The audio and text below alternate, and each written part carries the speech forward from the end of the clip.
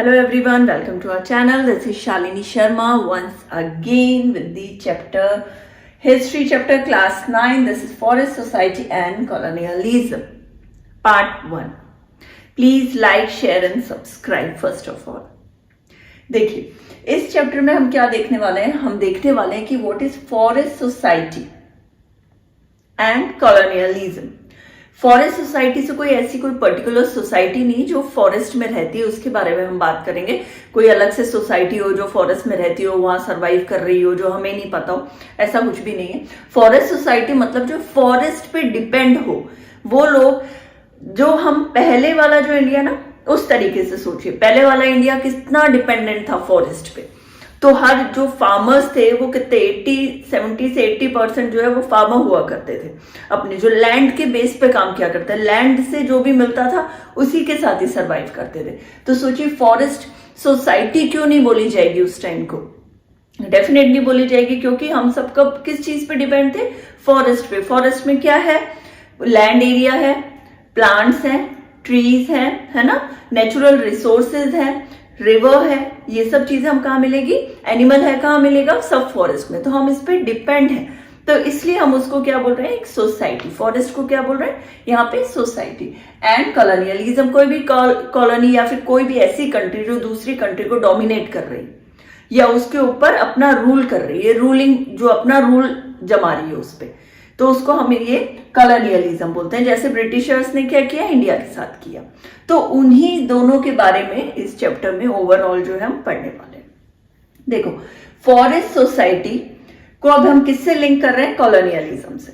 तो हम स्टार्ट कर रहे हैं डिफॉरेस्टेशन से, कि डिफॉरेस्टेशन क्या होता है। सबसे पहले ये समझेंगे ना क्या प्रॉब्लम आई उस सोसाइटी में, उस फॉरेस्ट की सोसाइटी में। मतलब फॉरेस्ट में जो हम डिपेंडेंट थे, इतना ज्यादा लोग उस पर सर्वाइव कर रहे थे उसके साथ, तो वहां सबसे पहली शुरुआत किससे करेंगे?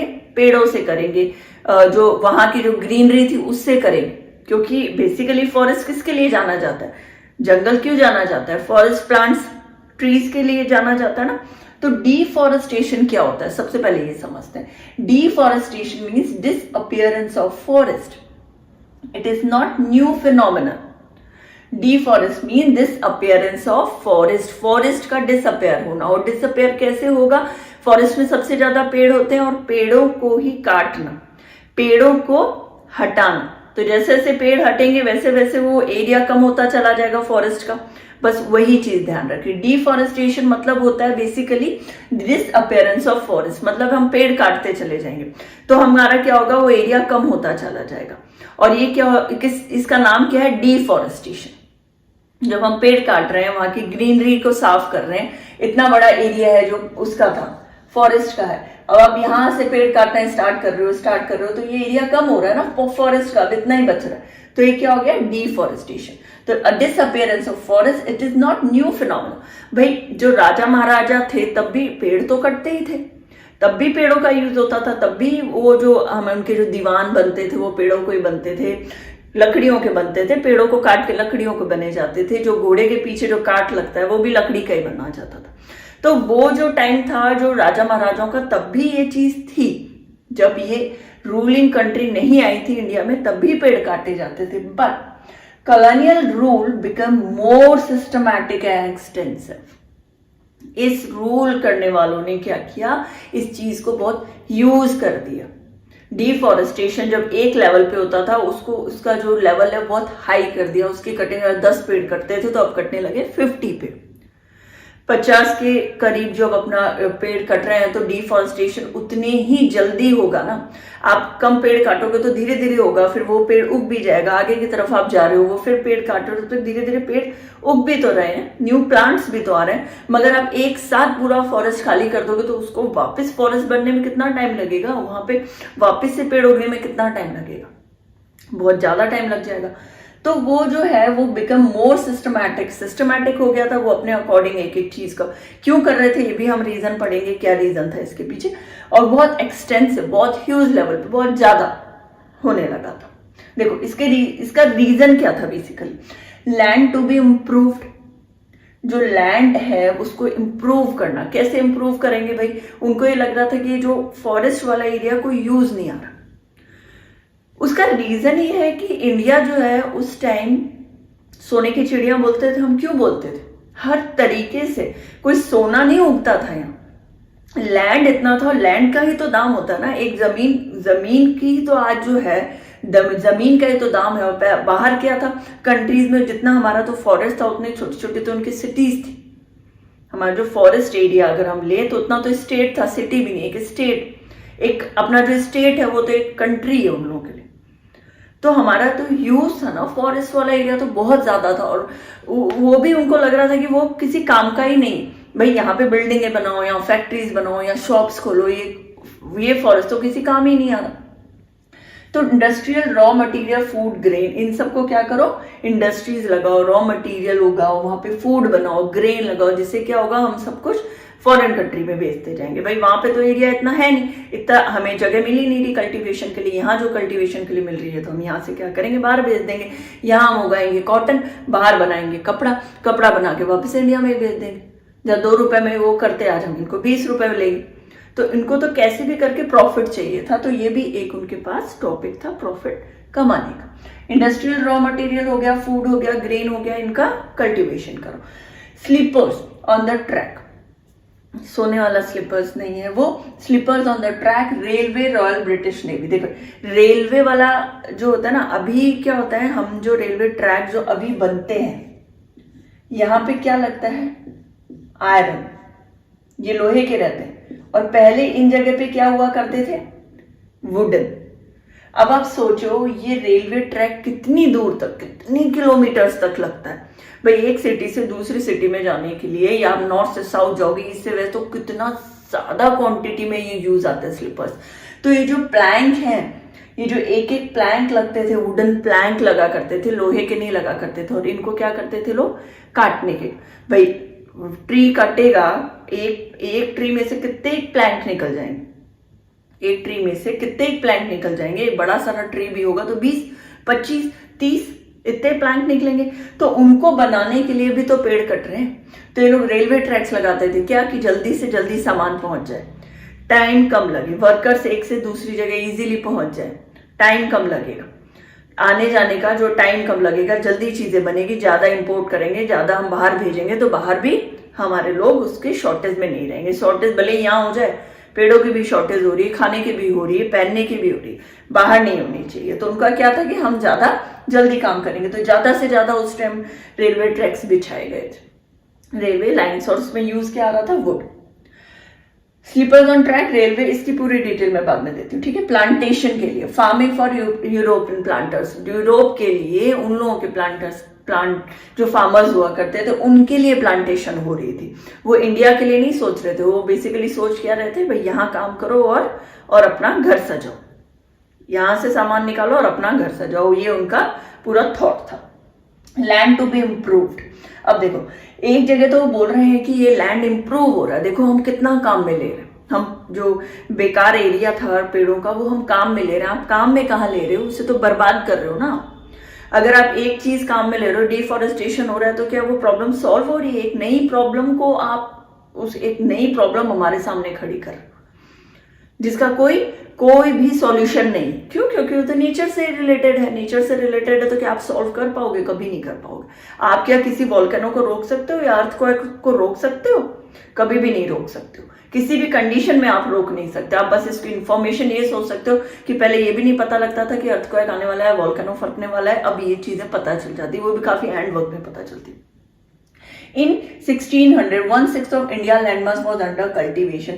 1600 के टाइम अगर हम देखें, उन सालों में हम देखें तो इंडिया का जो 1/6 इंडिया का जो लैंडमास था वो अंडर कल्टीवेशन था। 1/6 एरिया ही अंडर कल्टीवेशन हुआ करता था।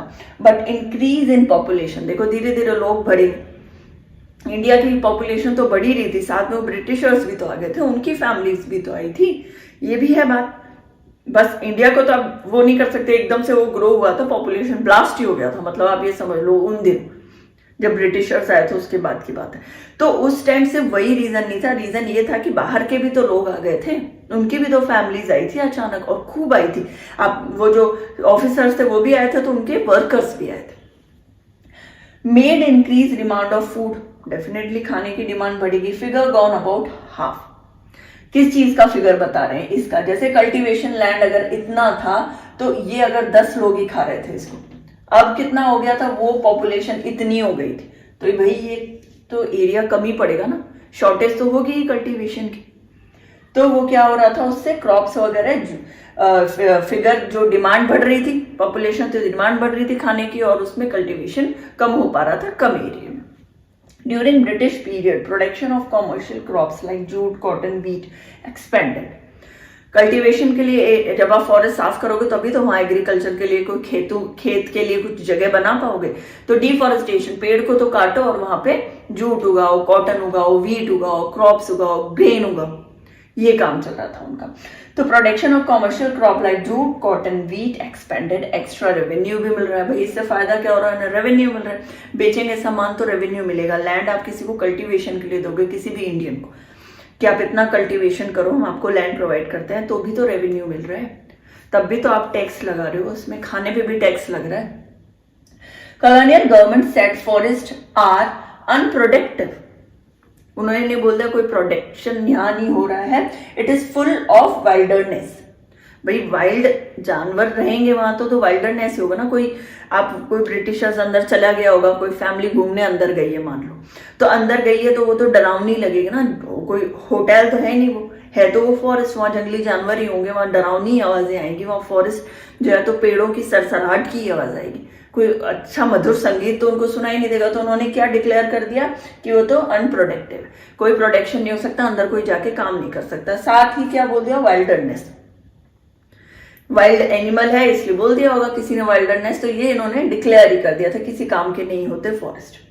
Land is to be brought under cultivation. क्या काम आएगा भाई? कल्टीवेशन के लिए। वही है, घुमा फिरा के बात वही आ जाती है कि हमें तो पैसा कमाना है, तो कल्टीवेशन का काम करना है। फॉरेस्ट हटाओ, क्या करो? कल्टीवेशन का काम करो। 6.7 मिलियन हेक्टेयर जो था उस टाइम कल्टीवेशन के काम में आने लगा था। ये कोई कम नहीं है, ये जगह बहुत बड़ी। 6.7 मिलियन हेक्टेयर किस चीज के काम में लेने लगे थे वो लोग? कल्टीवेशन के काम में ले लेंगे। कब कैसे लेंगे? जब वो डिफॉरेस्टेशन होगा तभी तो लेंगे, पेड़ों की कटाई छटाई होगी तभी ले पाएंगे। Land is to be brought under cultivation 6.7 million hectares, almost approximate. It was not a sign of progress. एक तरफ से देखो तो ये क्या प्रोग्रेस का साइन है? अब बट गेव मैनी प्रॉब्लम्स। देखो आप कोई प्रोग्रेस नहीं कर रहे हो, आप उसको हमें बहुत सारी प्रॉब्लम्स एक प्लेट में, थाली में परोस के दे रहे हो।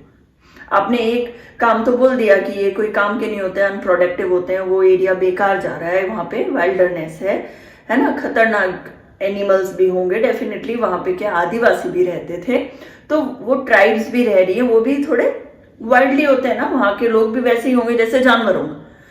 तो इन सबको देख के उन्होंने ये डिक्लेयर कर दिया कि अनप्रोडक्टिव है तो ठीक है, आप तो कल्टीवेशन करो। उससे क्या हो रहा है? इतने हेक्टर पे आप कल्टीवेशन तो कर रहे हो, तो आप प्रोग्रेस नहीं कर रहे हो, आप हमें बहुत सारी प्रॉब्लम्स दे रहे। यही बात हुई, ठीक है।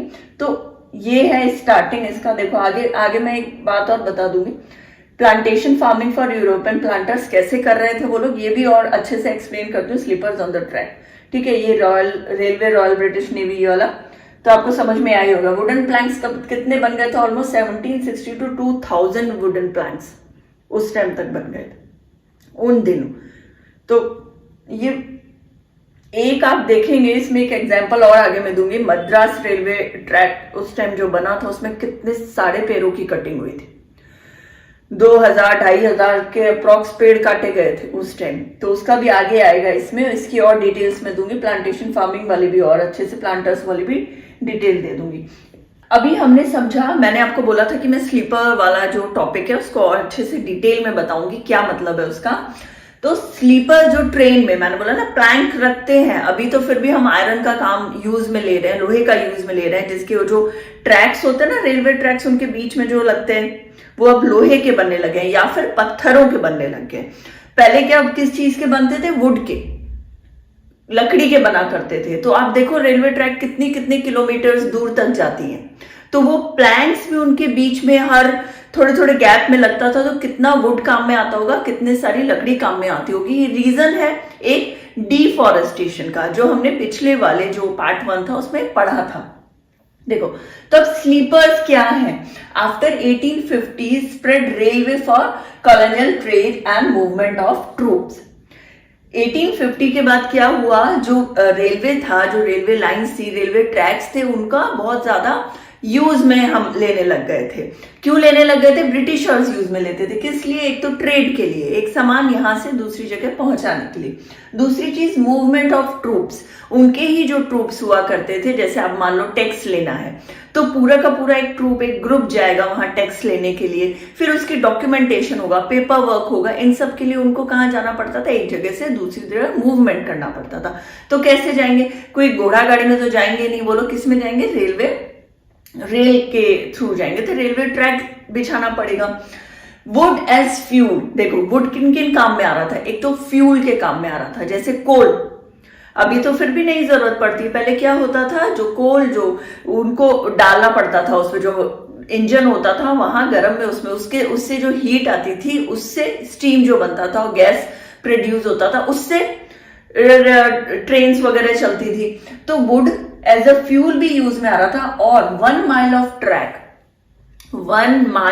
Track required 1760 to 2000 sleepers. 1 mile की बात बता रहे हैं ये। सिर्फ 1 माइल में कितने सारे स्लीपर्स लग रहे हैं? 760 to 2000। ये जो कुछ चीजें हैं वो आपको याद रखनी है बहुत अच्छे से। अगर क्वेश्चन आता है आपका कि स्लीपर्स का सबसे यूज, स्लीपर्स में वुड यूज क्यों आ रहा था? क्योंकि वो प्लैंक बना रहे थे। और रीजन क्या था कि इतने सारा वुड यूज में आ रहा था? क्योंकि ये ट्रेडिंग के लिए, उनके ट्रूप्स के मूवमेंट के लिए। और रीजन ये था कि वो फास्ट जल्दी एक जगह से दूसरी जगह अपना सामान पहुंचा सके, प्रोडक्ट पहुंचा सके, और जो ग्रुप है वो जा सके। ठीक है। रेलवे नेटवर्क एक्सपेंडेड, और ज्यादा एक्सपेंड हुआ। कितना? कब? 1819 में। देखो 1890 में कितना था किलोमीटर? 25,500। इतना तो फिर भी समझ में आ रहा है। मगर देखो 1946 में आते आते क्या हुआ? 7,65,000 किलोमीटर। कितना ज्यादा इनमें गैप है, और वो कितना ज्यादा प्लैंक यूज में लेने लगे होंगे। तो उसके कारण कितने सारे पेड़ कटते होंगे। क्यों? स्मूथ बनाना पड़ता है ना, उनकी पट्टियां काटनी पड़ती है, उनको स्मूथ करना पड़ता था। ऐसे तो लकड़ी का एक लॉग नहीं लगा देंगे उसमें, एक गोल लॉग, उस पर काम भी होता है, तो कितनी लकड़ी वेस्ट भी होती है। देखो एक एग्जाम्पल इन्होंने दिया, मद्रास प्रेसिडेंसी, जो अब तमिलनाडु है, Madras presidency alone cut 35,000 trees. उन्होंने अकेले ने 35,000 ट्रीज काटे थे। ये छोटा मोटा नंबर नहीं है, बहुत ह्यूज है। सोचो डिफॉरेस्टेशन का कितना बड़ा रीजन है। आपको अगर क्वेश्चन आता है कि डिफॉरेस्टेशन का क्या रीजन था, उस टाइम क्यों हुआ था, तो ये सब जो टॉपिक्स मैंने लिखे हैं वो ही इंपॉर्टेंट है। बुक में से जो मेन लाइंस है, जो इंपॉर्टेंट टॉपिक है, जो एज अ आपको जो मार्क करके अपन लिखते हैं ना, क्वेश्चन अपन पढ़ते हैं, फिर आंसर में जो मेन लाइन लिखते हैं, जिसको आप अंडरलाइन करते हो ब्लैक पेन से, वो यही सब है। तो आप इसको तो कहीं ना कहीं प्लीज लिख ही लिया करिए आपकी कॉपी में या रफ कॉपी में। तो अकेले मद्रास प्रेसिडेंसी, जो कि अब तमिलनाडु है, अलोन कट 35,000 ट्रीज इस चीज के लिए, ट्रेडिंग के लिए, रेलवे ट्रैक्स के लिए। तो सोचिए एक सिंगल स्टेट के बारे में बात कर रहे हैं कि पूरी की पूरी कंट्री में कितना सारे नंबर्स होंगे ट्री के उस टाइम कटिंग के। एट छोटा नागपुर, देखो छोटा नागपुर की बात हो रही है। आदिवासी हायर टू मेक प्लैंक्स, आदिवासी लोगों को हायर किया गया था। एक छोटी सी पिक्चर दी हुई है अपनी बुक में, तो वहां पे क्या बहुत सारे पेड़ कटे हुए, तो आदिवासी लोग उनकी कटिंग कर रहे हैं पेड़ों की। क्यों भाई? वो लोग खुद तो नहीं कर रहे थे, आदिवासियों के थ्रू, क्योंकि उनको नॉलेज है कैसे पेड़ काटना है। वो तो उससे मशीन से आप खुद कटिंग करेंगे तो शायद पेड़ तो उनके ऊपर ही गिर जाएगा, इतनी नॉलेज थी उनको। तो यूज करना आता है रिसोर्सेज को, सिर्फ कि हम कैसे पैसा कमाएं। तो किसको लगाया? आदिवासियों को। आदिवासियों को हायर किया प्लैंक बनाने के लिए, पेड़ काटने के लिए। बट देखो at Chota Nagpur adivasi hire to make planks but was not allowed to cut trees for their own houses.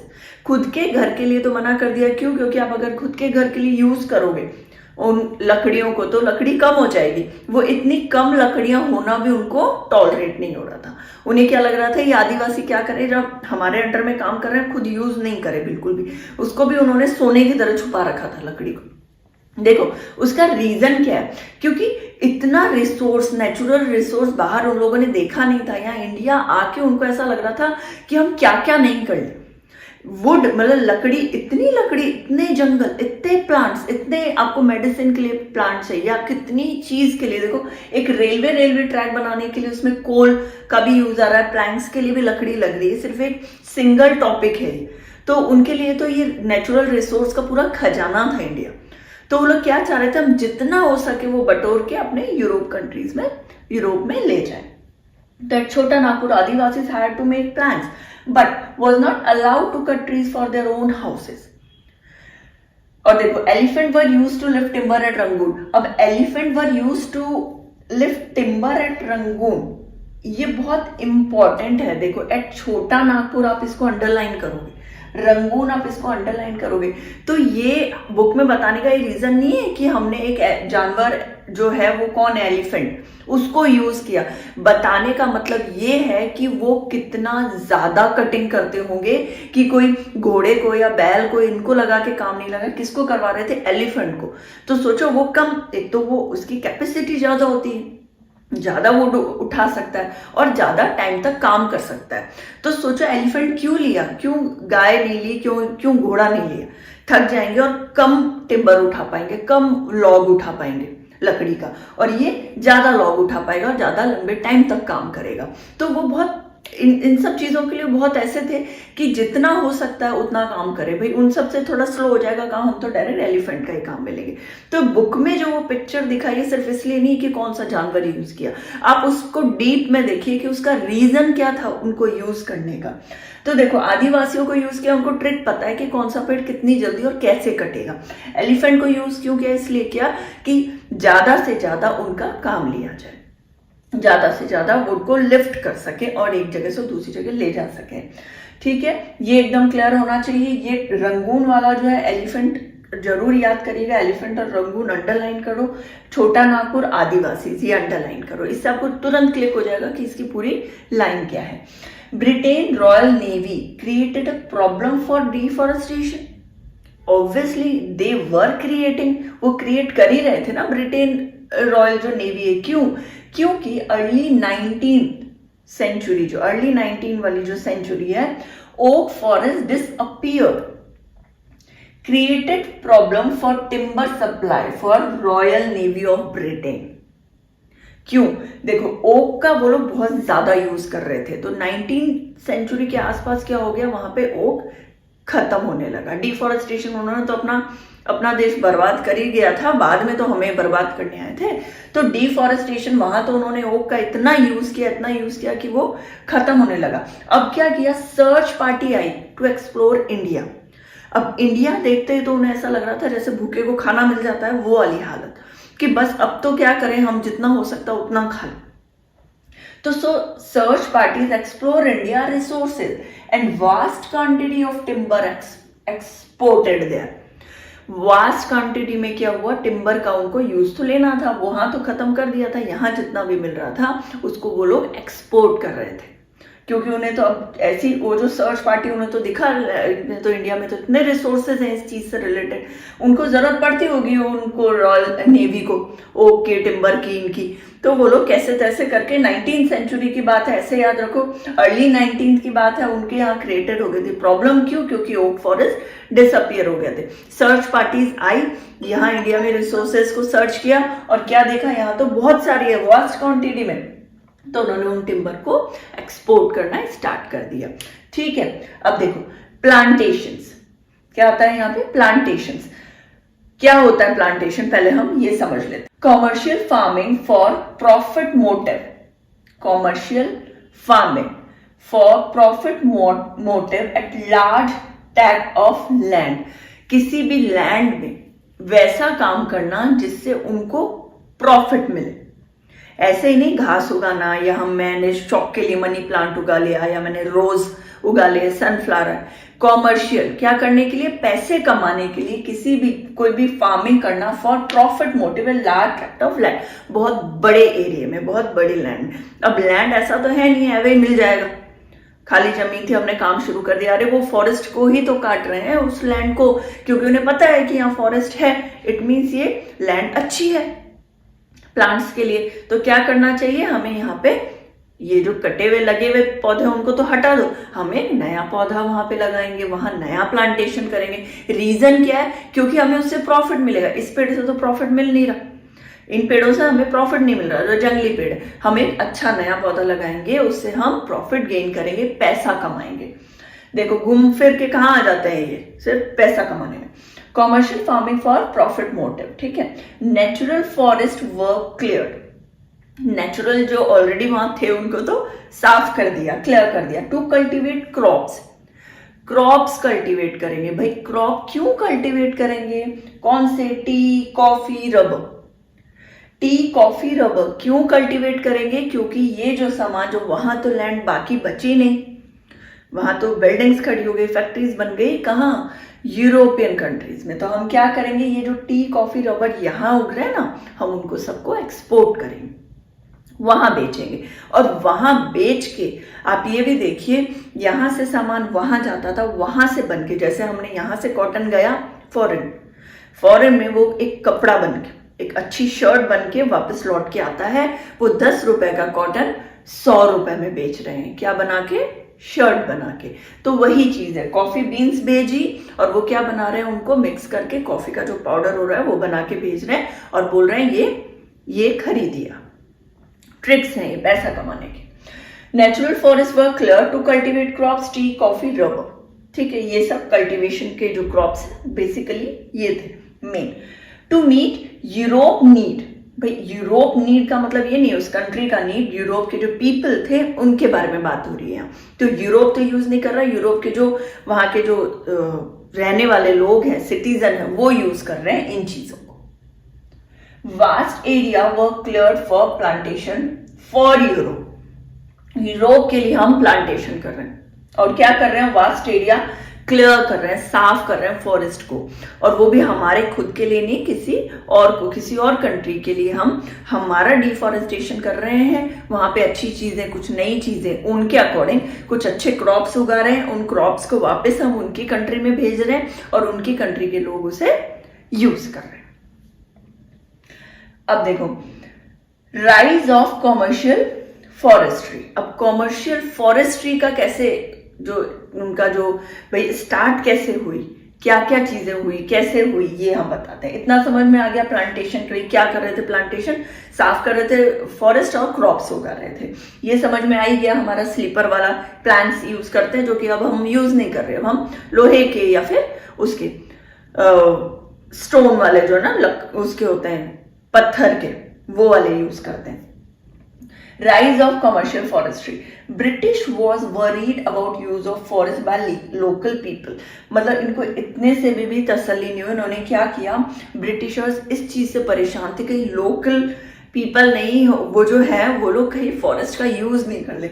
अब देखो आदिवासी जो है वो हायर तो किए प्लांट बनवाने, मगर उनको खुद के घर के लिए लकड़ियां उनको ले जाने के लिए अलाउ नहीं थे वो लोग। अब यहाँ इन्होंने सोचा जो लोकल पीपल है कहीं चुप चुप के लकड़ियां तो नहीं ले जा रहे, मतलब आप घर तो आप किसी और के चोरी करने आए हो, और वहां भी सोच लो कोई वहां घर का आदमी उस चीज को यूज ना कर ले, सारी चीजें हम ही समेट के ले जाए। तो British was worried about use of forest by local people. तो उन्होंने क्या किया, फर्स्ट इंस्पेक्टर जनरल एक्सपर्ट इस पोस्ट को बनाया उन्होंने अपनी तरफ से, एक नई पोस्ट बनाई, और जो फर्स्ट इंस्पेक्टर जनरल थे, एक्सपर्ट थे, वो डेट्रिच ब्रांडेस थे, और उनको क्या किया गया, इनवाइट किया गया यहाँ पे, इनको डेट्रिच को, ब्रांडेस को इनवाइट किया गया। अब उन्होंने क्या काम किया देखो, वो मैं अभी बताती हूँ। अब उन्होंने क्या क्या काम किया, उन्होंने कि उनकी जो सोच थी वो कैसी थी, अब हम ये देखते हैं। अब देखो डेट्रिच ब्रांडेस ने क्या क्या किया, believed in science of conservation. Conservation में वो बिलीव कर रहे थे कि हम जो है कंजर्व करेंगे, बचाएंगे पेड़ों को, तभी तो हम आगे यूज में ले पाएंगे। timber and just felling or trees and grazing to be restricted. देखो, believe in science of conservation, साथ में बैक ऑफ लीगल सैंक्शन। उन्होंने बोला कि अगर हमें कंजर्वेशन करना है, पेड़ों को बचाना है, तो दो चीजों पे ध्यान देना पड़ेगा। किन चीजों पे? एक तो साइंस ऑफ कंजर्वेशन, कंजर्वेशन जो बचाने का तरीका है उसको थोड़ा आगे लाया जाए, लोगों को बताया जाए, और जो बैक ऑफ लीगल एक्शन, और जो इसको नहीं, जैसे कि उन्होंने बोला कि अगर आपको ये वाला जो फॉरेस्ट एरिया है वो हमारे अंडर में आता है और कोई चला गया, कोई लोकल पीपल वहां के पेड़ की कटिंग कर रहे हैं, पेड़ों की कटिंग कर रहे हैं, उनका यूज कर रहे हैं घर के लिए, तो उनको क्या होगा? पनिशमेंट मिलेगी। उसको ये दो चीजें समझ में आई कि एक तो मैं क्या करता हूं, believed in science of conservation. भाई कंजर्वेशन आप कैसे करोगे? एक तो आप टिम्बर को और जो ट्रीज की कटिंग है उसको थोड़ा कम कर दो, ग्रेजिंग टू बी रिस्ट्रिक्टेड, जो कैटल आ रही है चढ़ने के लिए उनको भी पूरी तरीके से बंद कर दो कि वो उसको यूज में ले लें। यूज नहीं लेंगे तो वो बचेगा हमारे लिए। और बैक फॉर लीगल, और जो कर रहा है ऐसा हमारे बताने के बाद भी रूल फॉलो नहीं कर रहा है, तो उसको क्या करेंगे? Punishment to those who violates that. उन लोगों के लिए पनिशमेंट जो कि ये अप्लाई नहीं कर रहे, हमारी बात नहीं मान रहे। तो ये उन्होंने किया, समझ में आई। कंजर्वेशन की बात करी, मगर प्रॉफिट किसका देखा? खुद का ही देखा प्रॉफिट। देखो, Brandeis setup Indian forest services, Indian forest services हो गया, और ये ना इंपीरियल फॉरेस्ट रिसर्च इंस्टीट्यूट, ये सब जो ब्रिटिशर्स थे तभी सेट हुआ था, उन्हीं लोगों ने सेटअप किया था। ये जो अभी अपना ना फॉरेस्ट रिसर्च वाला जो आता है पूरा, कितना एग्जाम देते हैं बच्चे, वो सब जो बनाया है ना, पोस्ट बनाई है, वो ब्रिटिशर्स नहीं बनाई है। तो Brandeis setup Indian forest services 1864 में, और इंडियन फॉरेस्ट एक्ट 1865 में। ये दोनों चीजें किसने लागू करी थी? ब्रिटिशर्स ने। ठीक है। इंपीरियल फॉरेस्ट रिसर्च का एक इंस्टीट्यूट बनाया देहरादून में, वो कब बना? 1906 में। ये आपको याद रखना पड़ेगा, ये तीनों चीजें आपको याद रखनी पड़ेगी। इंडियन फॉरेस्ट सर्विस कब हुई थी? 1864, ये नहीं भूलना है। इंडियन फॉरेस्ट एक्ट 1865, ऐसे याद करो। इंडियन का फॉरेस्ट सर्विसेज शुरू कर दी थी 64 में, और एक्ट लागू किया एक साल बाद 65 में। और इसके लिए जब एक्ट लागू किया तो लोग एक जगह तो चाहिए इस बारे में डिस्कशन करने के लिए, फॉरेस्ट के बारे में। तो ऐसे याद करो, इंपीरियल फॉरेस्ट रिसर्च इंस्टीट्यूट उनको बनाना पड़ा देहरादून में। कब बनाया? 1906 में। काफी टाइम है ना, 65 से 1906।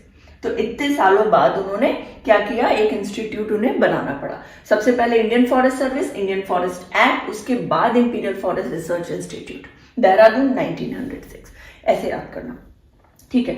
अब ये क्या हुआ? ये जब बना ना, तो फॉरेस्ट एक्ट में 2 बार अमेंडेड, मतलब चेंजेस हुए 2 बार। स्टिल अभी भी एक चेंज हुआ था, जो बैम्बू वाला चेंज हुआ था ना, अभी थोड़े टाइम पहले बैम्बू को क्या बना दिया था? ग्रास बना दिया था, एज अ ग्रास देखते थे, तो कोई भी कट करता था। मगर अब इस चीज को बंद कर दिया गया है कि वो ग्रास नहीं है।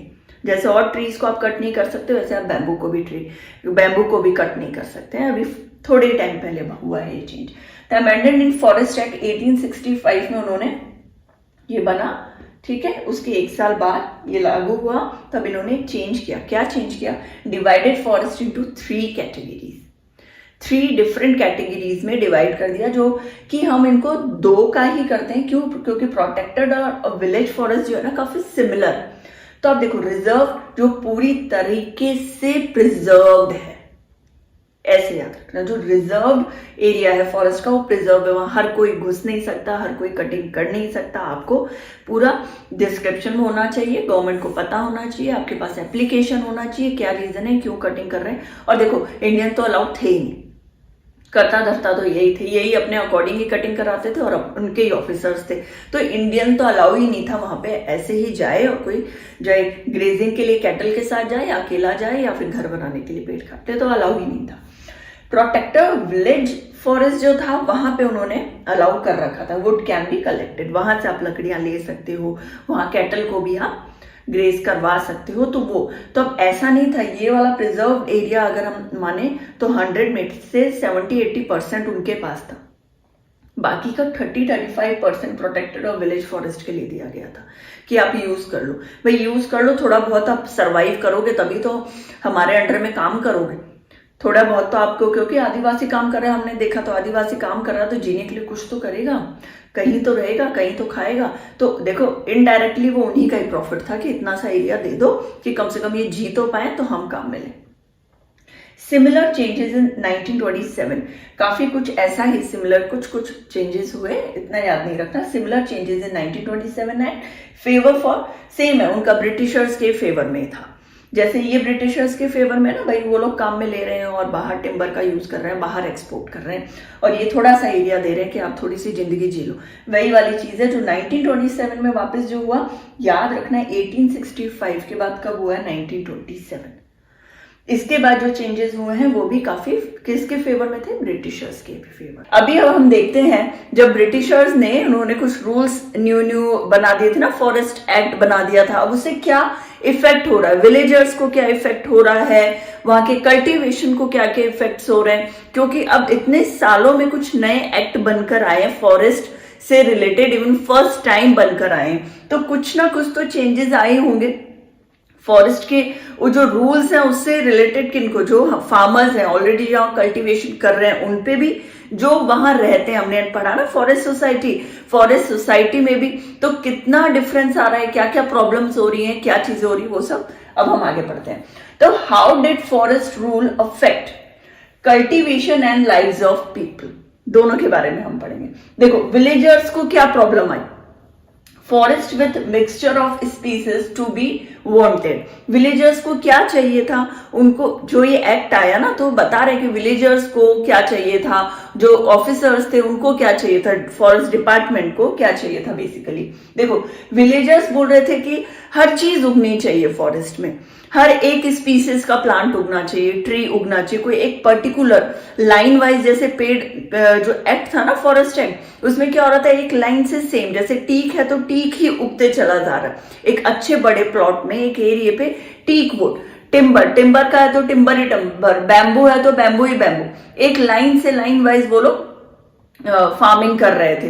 तो वो लोग क्या बोल रहे थे, उस एक एरिया में, फॉरेस्ट तो आपने डिफॉरेस्टेशन कर ही दिया, अब आप कल्टीवेशन कर रहे हो, तो उस पूरे एरिया में सिर्फ एक ही प्लांट मत उगाइए, काफी स्पीसीज होने चाहिए, अलग अलग तरह के प्लांटेशन होने चाहिए। देखो सालों से वो उस जगह पे रह रहे हैं, उसके आसपास रह रहे हैं और उनके मटेरियल का, रिसोर्स, नेचुरल रिसोर्स का यूज कर रहे हैं जो लोकल पीपल है।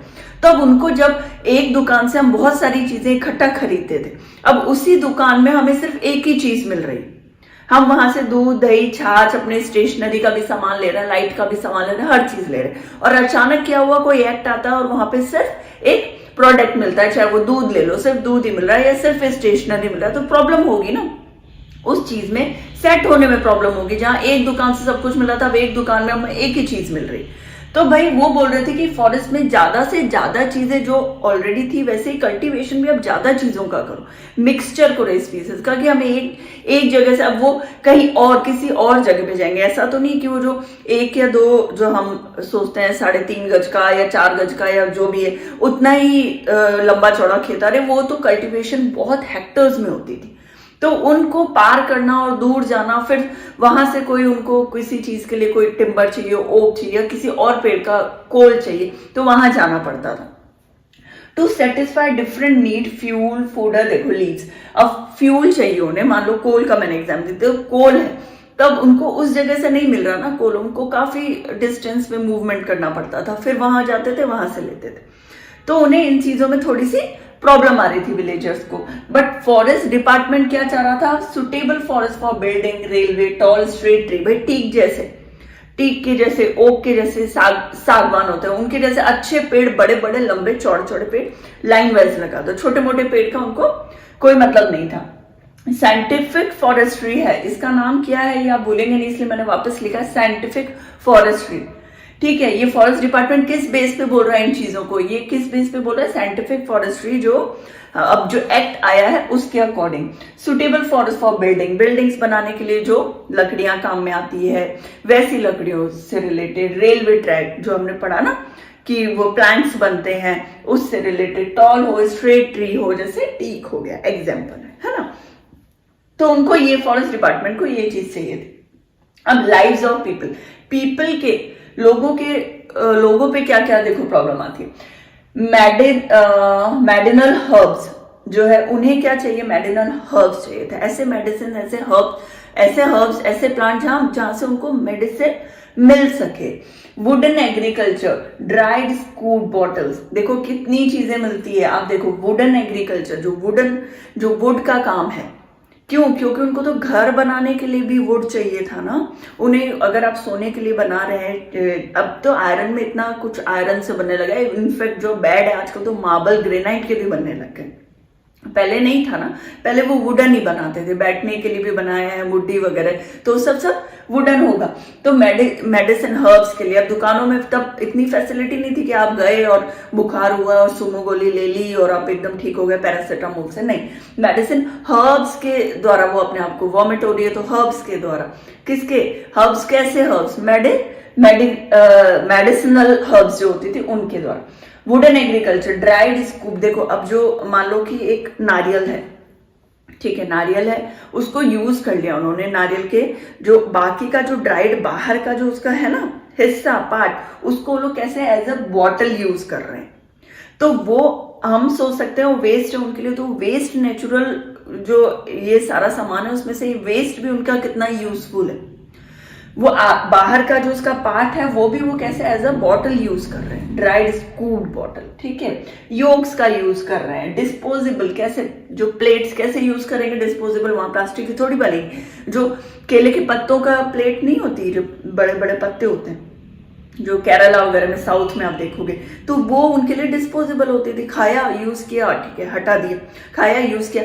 अब ये क्या प्लास्टिक से तो फार बेटर है, प्लास्टिक को तो वापस हम कुछ रिसाइकल नहीं कर सकते, प्लास्टिक तो बहुत ही गंदा करता है एनवायरनमेंट को, और ये तो बहुत अच्छा यूजफुल है, बल्कि आप खराब भी उसको, उसके अंदर कुछ लगा हुआ भी होगा, खाना भी लगा हुआ होगा ना, तो बहुत यूजफुल होता है अगर वो मिट्टी में दब जाए तो प्लांट्स के लिए।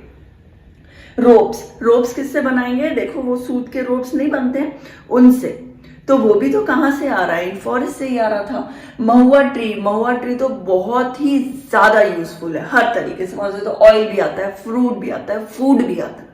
महुआ ट्री तो बहुत फेमस है, उसमें एक पेड़ से हम कई चीजों का यूज, इतना यूजफुल है, जैसे वो नारियल नहीं होता कि नारियल में से पानी भी पी लिया, पानी का काम कर लिया, फिर अंदर आपका खाना भी है उसमें, नारियल में, उसमें मलाई भी है, तो कितना यूजफुल है नारियल। वैसे महुआ ट्री है, ठीक है। ऑयल फ्रूट, बैम्बू किस लिए, फेंस के लिए काम में आ रहा है, घर के चारों तरफ बाउंड्री बनाते हैं ना जो, उसको बोलते हैं फेंस, तो वो फेंस के भी काम में आ रहा है, वो बास्केट बनाने के भी काम में आ रहा है। तो एक ये फेंस, ये तो एक्सेट्रा है, ना जाने कितना है जो मैं लिख नहीं सकती। तो इतनी चीजें जब वो यूज कर रहे हैं और अचानक से उनको क्या पता चल रहा है कि ये सब कुछ भी नहीं होगा, एक सिंगल जो भी आपकी प्लांटेशन होगी, कल्टीवेशन होगी, एक सिंगल ट्री का होगा, वहां से हम सब कुछ नहीं मिल सकता। देखो ये इनकी स्टेशनरी, जो स्टेशनरी शॉप है वो उसको बना रहे हैं किसको, जिसमें सब कुछ मिल रहा था उन्हें उस शॉप में, और अब एक सिंगल चीज मिल रही है, तो ये चीज कितनी प्रॉब्लमेटिक हुई होगी। But forest act meant severe hardship for them, all act become illegal, ठीक है। जितना हार्डशिप, कितनी प्रॉब्लम हो रही है उनको, वो एक्सप्लेन कर रहा है। फॉरेस्ट एक्ट ने उनका सब कुछ एक तरह से देखो तो बर्बाद ही कर दिया था उनकी लाइफ को। देखो पहले जब वो लोकल पीपल रहते थे वो वैसे परेशान थे कि कैटल को ग्रेज नहीं कर सकते, अब कैटलिंग का काम उनको, ग्रेजिंग का हर चीज में टैक्स लग रही है, तो इन सब से कुछ कमा लें, तो उन्होंने क्या किया, उस सबको भी हटा दिया उनकी लाइफ से। सो दे फोर्स टू स्टील फूड।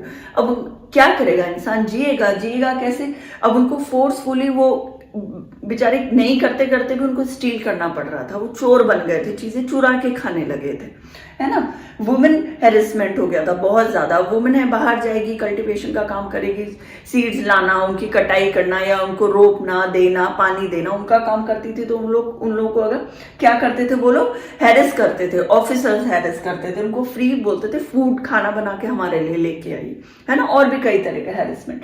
तो ये ओवरऑल हम देखें तो सिर्फ एक एक्ट से कितनी सारी प्रॉब्लम्स ये लोग फेस कर रहे हैं, हम देखें तो, है ना।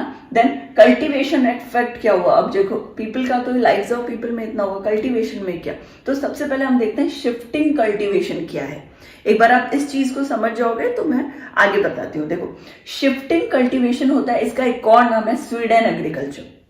इसको याद कर लो, सिंगल वन लाइनर में भी आ सकता है, फिल इन द ब्लैंक्स में भी आ सकता है। What is shifting cultivation, another name is Sweden agriculture. Traditional farming है ये, सालों से इंडिया में चलती आ रही ट्रेडिशनल फार्मिंग। देखो इसमें क्या होता है बेसिकली कि एक एरिया, एक फिक्स एरिया डिसाइड कर लेता है। पहले जैसे मान लो मैं हूं और मुझे कोई एक फिक्स एरिया में शिफ्टिंग कल्टीवेशन करनी है, तो ये जो कल्टीवेशन का प्रोसेस है ये 1 या 2 साल के लिए नहीं होता, 15 से 20 साल तक के गैप्स में होता है। मान लो एक प्लॉट है, उसको मैंने डिसाइड कर लिया कि यहां मैं शिफ्टिंग कल्टीवेशन करूंगी। उस एरिया को मैं सबसे पहले क्या करूंगी, फॉरेस्ट पार्क को कट करूंगी, उस फॉरेस्ट के जितने भी पेड़ हैं उनको साफ करूंगी। तो बच्चे ये वो डिफॉरेस्टेशन जैसा नहीं है जो ब्रिटिशर्स अप्लाई कर रहे थे, बहुत डिफरेंट चीज है, ठीक है। फॉरेस्ट देखो ये है कहाँ का है, पहले मैं बताती हूँ। Traditional farming Asia, Africa, America में मोस्टली ये है। जो पुराने लोग थे वो करते थे, क्यों करते थे, फॉरेस्ट पार्ट को पहले साफ किया जाता था, कट किया जाता था एक पार्ट को, फिर देन बर्न मतलब जला दिया। उस हिस्से को जो कटिंग करी ना, वो पूरी तरीके से जो बचा कुचा जितना भी हुआ है, ग्रास है या जो बैम्बू या प्लांट्स जो भी उगा हुआ है, उसको पूरे को बर्न कर दिया, जला दिया, ठीक है। Then seed sown in ashes after first monsoon rain, साफ कर दिया, जला दिया, वहां क्या बचा, वहां सिर्फ ऐश ही बचा, राख ही राख बची, ठीक है। अब उस राख में क्या कर रहे हैं, जैसी पहली बारिश होती है, पहली बारिश के साथ ही उस राख में सीड को अपन क्या करेंगे, दबा देंगे, सीड सोन कर देंगे, वहां पे दबा दी जाएगी। किसी भी चीज का, जब मेज का करना चाह रहे हो या फिर आप कॉर्न का करना चाह रहे हो, जो भी उस सीड उस टाइम करना चाह रहे हो, उस एरिया में हम उसको दबा देंगे, ठीक है। फिर क्या, और फर्स्ट मानसून रेन के साथ ही, उसके बाद ही मान लो, या उसके वो हुआ नहीं, और उसके बाद जब गीली एकदम मिट्टी हो गई है, गीली मिट्टी में उनको रोक दिया। क्रॉप्स हार्वेस्ट, ठीक है, फर्स्ट मानसून के अंदर ही रेन में क्रॉप्स का जो है हार्वेस्ट होने लगता है धीरे धीरे। कब, अक्टूबर नवंबर में, अक्टूबर नवंबर तक आते आते क्या होता है, हार्वेस्ट होने लगते हैं वो। तो परफॉर्म्ड कपल ऑफ ईयर्स, एक प्लॉट में कपल ऑफ ईयर, 2 साल से ज्यादा नहीं करते वो कल्टीवेशन। 2 साल के बाद क्यों छोड़ देते हैं, कि उसकी फर्टिलिटी वैसी ही रहे।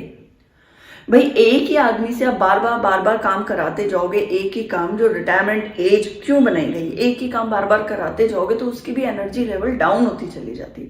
वैसे मिट्टी और जमीन के साथ उसकी फर्टिलिटी भी कम होती जाती है। तो हम क्या कर रहे हैं, उनको गैप दे रहे हैं, उनको गैप दे रहे हैं ये करने के लिए कि आप फर्टिलिटी वापस अपनी बनाओ, जब तक हम घूम फिर के थोड़ा और घूम के हम वापस आते हैं।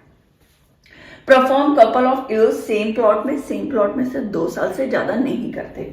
आफ्टर 12 to 18 ईयर्स, देखो कितना गैप है, 12 to 18, समटाइम्स 20, इतने साल में वो तब तक वो उस फील्ड को, उस प्लॉट को छोड़ देंगे, तब तक वो कहीं और कल्टीवेशन कर रहे होंगे। इतने सालों बाद वो घूम फिर के फिर वापस से वही कल्टीवेशन करने आते हैं, just because of fertility. Okay, the fertility again shift to same cultivation, 12 से 18 साल बाद वहीं पे वापस कल्टीवेशन के लिए आ रहे हैं। इससे क्या हो रहा है, उसकी फर्टिलिटी बढ़ रही है। बेसिकली जो मोस्टली जो करते थे मेज कॉर्न होते ना, वो बीन्स हम जानते ही हैं, ठीक है। और मानिए एक तरह का आप देखोगे, जैसे बीट रूट होता है ना, उस टाइप का एक वो होता है, फ्रूट मान लो या वेजिटेबल मान लो, उसका करते थे। तो देखो हमने देखा लाइव्स ऑफ पीपल के जो लाइफ है वो कैसे अफेक्ट कर रही है। फिर हम देख रहे हैं कल्टीवेशन जो अफेक्ट, अभी हमने देखा है शिफ्टिंग कल्टीवेशन क्या होता है। अब मैं बताती हूँ इसका इफेक्ट क्या हुआ, जिस फॉरेस्ट एक्ट का इस पे क्या असर पड़ा।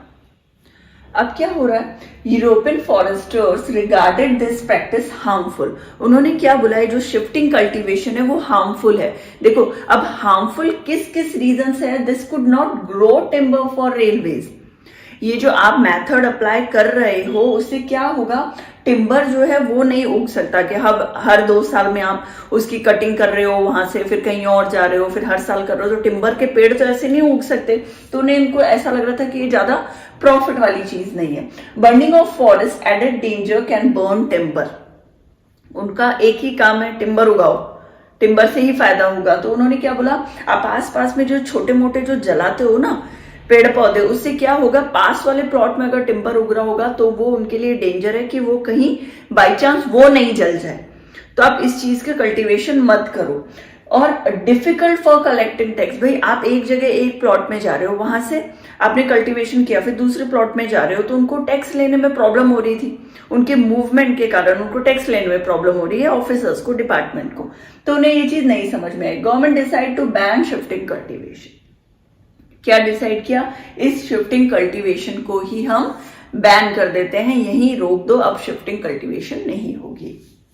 Communities displaced from their home, changed occupation। देखो ये प्रॉब्लम्स क्या आ रही है कल्टीवेशन बैन होने के कारण। जो कम्युनिटीज है डिस्प्लेस्ड हो गए फ्रॉम, जो वहां रहते थे वहां कल्टीवेशन कर रहे हैं, तो अब इधर उधर चले जाएंगे ना, अब नहीं करने दे रहे लोग शिफ्टिंग कल्टीवेशन, तो हम कुछ और कहीं और जाते हैं, देखेंगे। चेंज ऑक्यूपेशन, लेबर हो गए, कोई वर्कर बन गए। भाई सालों से आप एक ही काम कर रहे हो तो एकदम से आप वो छूटेगा भी नहीं। और एक अच्छी पोजीशन, आप डॉक्टर इंजीनियर बनोगे नहीं, आपने इतनी पढ़ाई करी नहीं है, क्या बनोगे? वर्कर, लेबर, यही बन सकते। सम रेसिस्ट, लार्ज स्मॉल रेबेलियन। किन्हीं लोगों ने थोड़ी बहुत लड़ाई करने की कोशिश करी, इस चीज को रोकने की, इसके अगेंस्ट जाने की, मगर वो कोई फर्क पड़ता नहीं ना। आप ये देखो इतनी छोटी मोटी कम्युनिटीज है, उनकी कोई बात मानेगा नहीं, और ओवरऑल इंडिया में किसी ना किसी बात से लड़ाई झगड़े चल रहे थे, इतनी सी बात पे इतना फोकस नहीं किया गया। अब देखो, हु कुड हंट, इतना कुछ तो हो गया, फॉरेस्ट में इतने एक्ट्स आ गए, शिफ्टिंग कल्टीवेशन बंद कर दी। अब कौन जाके फॉरेस्ट में और हंट कर सकता है? कौन वहां अंदर घुस सकता है और काम कर सकता है? फॉरेस्ट लॉज अफेक्टेड फॉरेस्ट ड्यूअल्स, जो वहां पे रहने वाले लोग हैं, जो सालों से वहीं रह रहे थे और उनकी जो जीवन, जो बोलते हैं ना, लाइफ लाइन ही फॉरेस्ट थी, अब वो लोग क्या हो गए थे? बहुत ज्यादा अफेक्ट हो गए। People who survive by hunting but new laws customary practice prohibited. ये जो कस्टमरी प्रैक्टिस का जो न्यू लॉ आया, तो इनका जो हंटिंग वाला, जो छोटे मोटे जानवरों को मार दिया, उनसे ना, जैसे रैबिट हो गए, और इनका जो ये काम था वो क्या हो गया? अफेक्ट हो गया बहुत ज्यादा। अभी छोटे मोटे जानवर मारना, अंदर जाना, हंटिंग करना सब मना कर दिया था। When they caught hunting, they punished। उनको क्या मिलने लगी? पनिशमेंट मिलने लगी। जैसे उन्हें पता लगे कि ये हंटिंग कर रहे हैं, तो उन्हें क्या करने लगे? वो पनिश करने लग गए थे। But hunting became sports. कौन सी हंटिंग? जो बड़े जानवरों को, अब छोटे मोटे जानवर नहीं मान पा रहे, अब बैठे बैठे क्या करें, तो चलो हम खेल की तरह शुरू किया कि अब बड़े जानवरों को मारेंगे, जैसे टाइगर हो गए, वुल्फ हो गए, एलिफेंट हो गए, है ना, उनके दांत के लिए। तो अब उनको मारने लगे। तो जब ऐसे तो सालों से राजा महाराजा मारते ही चले आ रहे हैं, हमें पता है, शिकार करना, हंटिंग करना उनका एक स्पोर्ट्स हुआ करता था। तो अब ये इंजॉय करने के लिए, टाइम पास करने के लिए बड़े जानवरों को मारने लगे। अब जब ब्रिटिशर्स को ये बात पता चली, अरे वाह, इतना फॉरेस्ट है, ऐसे जानवरों को मार सकते हैं, टाइगर को मार सकते हैं, टाइगर घूम रहे, क्योंकि बहुत सारे थे, यूं टाइगर घूम रहे, तो उनको भी एक शौक बन गया, उनका भी एक फेवरेट स्पोर्ट्स हो गया शिकार करने का। आपने कई फोटोज, पिक्चर्स हिस्ट्री में और इसमें अपन ने देखी होगी, इवन ज्योग्राफी में भी है कि हंटिंग करते हुए जो ब्रिटिशर्स ऑफिसर हैं, लेपर्ड हो गया, टाइगर हो गया, लॉयन हो गया, उनको मार रखा है, बंदूक लेके खड़े, पिक्चर्स क्लिक कर रहे हैं। तो इनको बहुत मजा आने लगा इन चीजों में। But hunting became sports. Tiger, big animal, almost देखो इतना करोगे आप, एक लेवल पे मारते जाओगे, तो ऐसा तो है नहीं नया होगा तो घर में उगा लोगे। अब वो एनिमल को इतना मार दिया आपने कि वो खोने लग गए, जैसे डायनासोर हो गया ना, अब दिखता ही नहीं, वैसी हालत हो गई। अब टाइगर कहाँ बचे हैं? बहुत कम टाइगर बचे। तो पहले ऐसा था, टाइगर बहुत थे इंडिया में, तो अब क्या होने लगा? खत्म होने लगे। अब क्या हुआ? People was rewarded for killing tiger wolf. उनको रिवॉर्ड देने लगे ब्रिटिशर्स, की प्राइज देने लगे, गिफ्ट देने लगे। तो उन पैसों के लिए वो लोग क्या करने लगे? उन जानवरों को मारने लगे, उन पैसों के लिए कि देखो आपने अगर उनको मारा तो हम इतना अमाउंट देंगे, आपको ये रिवॉर्ड मिलेगा, आप मारोगे। तो ये गेम हो गया ना, उन लोगों के लिए स्पोर्ट्स हो गया। अब जब वो मारते हैं तो उनका जो बाहर का जो लेदर है, खाल है, उसको घर पे टाक लिया कि देखो ये हमारे नोन ने, किसी ने मारा है, या मैं मेरे घर पे लगा लूँ, देखो ये मैं मार के लाई थी। तो ये सब चीजें, अब एक चीज खत्म हुई तो दूसरी, अच्छा तो कुछ नहीं हो रहा, हो बुरा ही रहा है। उनके कारण फॉरेस्ट, पेड़ भी हटे हमारे ब्रिटिशर्स के कारण। अब क्या हो रहा है? जानवर भी खत्म होते गए। तो ये रीजन बहुत बड़ा है कि ये जो रीजंस है, हु कुड हंट, या फिर अब ये जो इनके रिवॉर्ड इनके जो प्रैक्टिस थे, इनका हार्मफुल प्रैक्टिस है नहीं, ये सब इनका एक ही फोकस था, कैसे यहां से जितना हो सकता है सामान या तो बाहर भेज दो, या जैसे बोलते हैं ना खाली कर दो, चोर आते हैं और इस घर को पूरा खाली कर लो जितना भी तिजोरी में सामान है। बस वही चीज इनके दिमाग में थी, किसी भी तरीके से कुछ अच्छा नहीं हो रहा था, हो बुरा ही रहा था। हमने अभी तक हमने पढ़ा था कि शिफ्टिंग कल्टीवेशन जो है वो कैसे बंद कर दी थी ब्रिटिशर्स ने, और फाइनली क्या स्टार्ट हो गया था, हम उनका फॉरेस्ट में हंटिंग स्टार्ट हो गई थी बड़ी बड़े एनिमल्स की, लाइक टाइगर हो गया, वुल्फ हो गया, एलिफेंट हो गया, ठीक है। और इन सब का क्या ट्रेडिंग स्टार्ट हो गई थी, एक बिजनेस की तरह वो काम करने लगे थे, बजाय कि फार्मर्स जो है वो कल्टीवेशन में उनका फोकस नहीं था, अब किस पे था, ट्रेडिंग पे था। चलो देखो, new trade, new employment, new services. Britishers ने क्या स्टार्ट किया, न्यू ट्रेड, मतलब अब जैसे जहां लोग अपना बिजनेस कर रहे थे, अब कहां पे ध्यान जा रहा है उनका, उस पे जॉब्स पे। जॉब्स कैसे हुआ, क्योंकि अब वो ट्रेड स्टार्ट करा रहे हैं, जो ब्रिटिशर्स हैं कॉलोनियल, जो अब रूलिंग आ गई है, तो रूलिंग क्या करा रहा है, ट्रेडिंग स्टार्ट करा रहा है, एक नया तरीका बता रहा है सर्वाइव करने का या पैसे अर्न करने का। जो ब्रिटिश एम्पायर आया, अब यहाँ के लोगों के लिए कुछ नया था, ये न्यू ट्रेड, न्यू एम्प्लॉयमेंट, नए लोगों का एम्प्लॉयमेंट हो रहा है, उनको जॉब मिल रही है, नया तरीका है पैसे कमाने का, सरवाइव करने का, न्यू सर्विसेज, नई नई चीजें सीखने को मिल रही है। तो देखो एक चीज है, जैसे कि अभी अपना लॉकडाउन आया, लॉकडाउन कई लोगों के लिए बहुत अच्छा था, पॉजिटिव था, कई लोगों के लिए बहुत नेगेटिव था। देखो पॉजिटिव क्यों, जो लोग जहां पे थे वहीं स्टक हो गए थे, बिकॉज सडन लॉकडाउन आया था, फर्स्ट जो लॉकडाउन था, तो जहां पे लोग थे वहीं स्टक हो गए थे। वो उस सिटी से या कहीं मिलने किसी को गए थे, या किसी मैरिज में गए थे, कहीं गए थे, किसी पार्टी में गए हो, तो वो वहीं की वहीं सिटी में रह गए थे, वापस आ नहीं पा रहे थे अपने वापस फैमिली मेंबर्स के पास। और किसी के लिए वो लोग बहुत दूर हैं, डिस्टेंस है, जैसे एक न्यूज आई थी, एक बच्चा घर पे ही है, वो 16-17 ईयर्स की लड़की है, उसके पेरेंट्स कहीं गए हुए थे कि हम लोग दूसरे दिन नेक्स्ट डे ट्रेन से आ जाएंगे, मगर लॉकडाउन लग गया तो जा नहीं पाए। फिर उन्होंने लेटर्स वगैरह लिखा सीएम को, यहाँ तक कि ये बात काफी दूर तक गई, तो उन लोगों ने उनको अलाउ किया था आने के लिए ना, विद इन वीक। तो अब ये चीज उन लोगों के लिए बहुत ज्यादा प्रॉब्लमैटिक थी, मगर किसी जगह पे वही लॉकडाउन बहुत अच्छा रहा कि लोग फैमिली के साथ रहे, उन्होंने एंजॉय किया, उनको समझ में आया कि फैमिली के साथ रहने में कितना अच्छा है, जो डिस्टेंस है, दूरियां कम होती है, हंसी मजाक करना, सुबह से शाम कोई काम भी नहीं, किसी जॉब में नहीं जाना, तो आप घर ही घर में रहते हो, तो आपको पता चलता है क्या अच्छा लगता है फैमिली मेंबर्स को, उनके साथ टाइम स्पेंड करते हो, नई नई चीजें, है ना। तो वैसे ही ये जो new trade, new employment, new services है, किसी एक पर्टिकुलर ग्रुप के लिए तो बहुत अच्छा था, मगर किसी किसी ग्रुप्स के लिए बहुत बुरा भी था, बहुत सारे रीजन से। देखो, some opportunities open for trade, trade के लिए ओपन हो गए अपॉर्चुनिटीज, नई नई जगह पे उनको पता चला कि ट्रेडिंग क्या चीज होती है।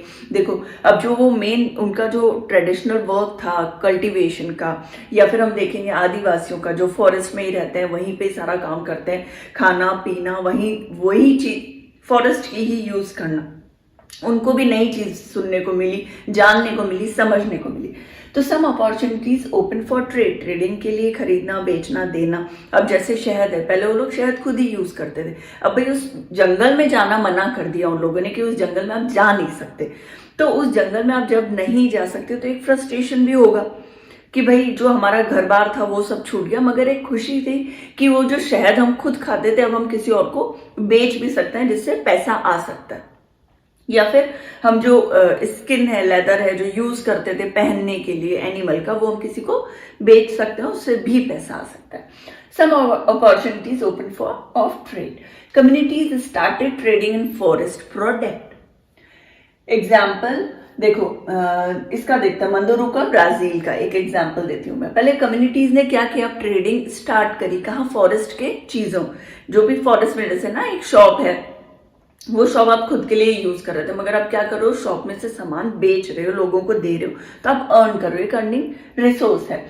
तो डिमांड ऑफ रबर, देखो मंदरुका में क्या हुआ था, ब्राजील में है ये जगह, तो मंदरुका में क्या हुआ था, जो लोग थे ऑलरेडी वो लोग दूसरा काम कर रहे हैं, और वहां सडनली क्या हुआ, रबर का यूज करना स्टार्ट कर दिया उन्होंने, रबर का यूज। अब देखो रबर ट्री होता है ना, जैसे वो गम जैसी चीज, दूध जैसी चीज निकलती है, फिर उसको किस में कन्वर्ट करते हैं, रबर में। Demand of rubber, Mundurucu people shifted to cultivation manioc. इसकी कल्टीवेशन करने लगे, किस चीज के लिए? रबर के लिए, क्योंकि रबर की डिमांड बढ़ती जा रही थी वहां पर, इसलिए। And left their traditional occupation, और अपना जो ट्रेडिशनल ऑक्यूपेशन जो सालों से करते आ रहे हैं उसको छोड़ दिया। देखो ये चीज सिर्फ यहाँ पे कॉलोनियलिज्म ऐसा कुछ नहीं हुआ था कि ब्रिटिशर्स यहीं आए थे, और भी दूसरी जो कंट्रीज थी उसमें भी कुछ ऐसी कंट्रीज जो रूल करना चाह रही थी, तो उनके साथ भी सेम प्रॉब्लम्स आ रही थी। तो ये एक एग्जाम्पल दिया ब्राजील का, क्यों? अभी हम अपना इंडिया का भी पढ़ेंगे, है ना। तो demand of rubber, Mundurucu people shifted to cultivation manioc and left their traditional occupation. यहां तक समझ में आ गया होगा। Gradually they completely become traders. धीरे धीरे साल 10 साल क्या होता रहा?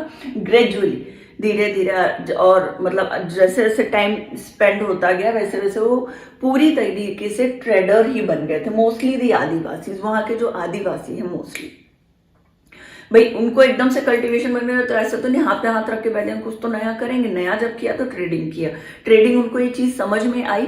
और आप ये कह सकते हो कि ब्रिटिशर्स चाहते भी ये थे कि वो लोग ट्रेडिंग करें।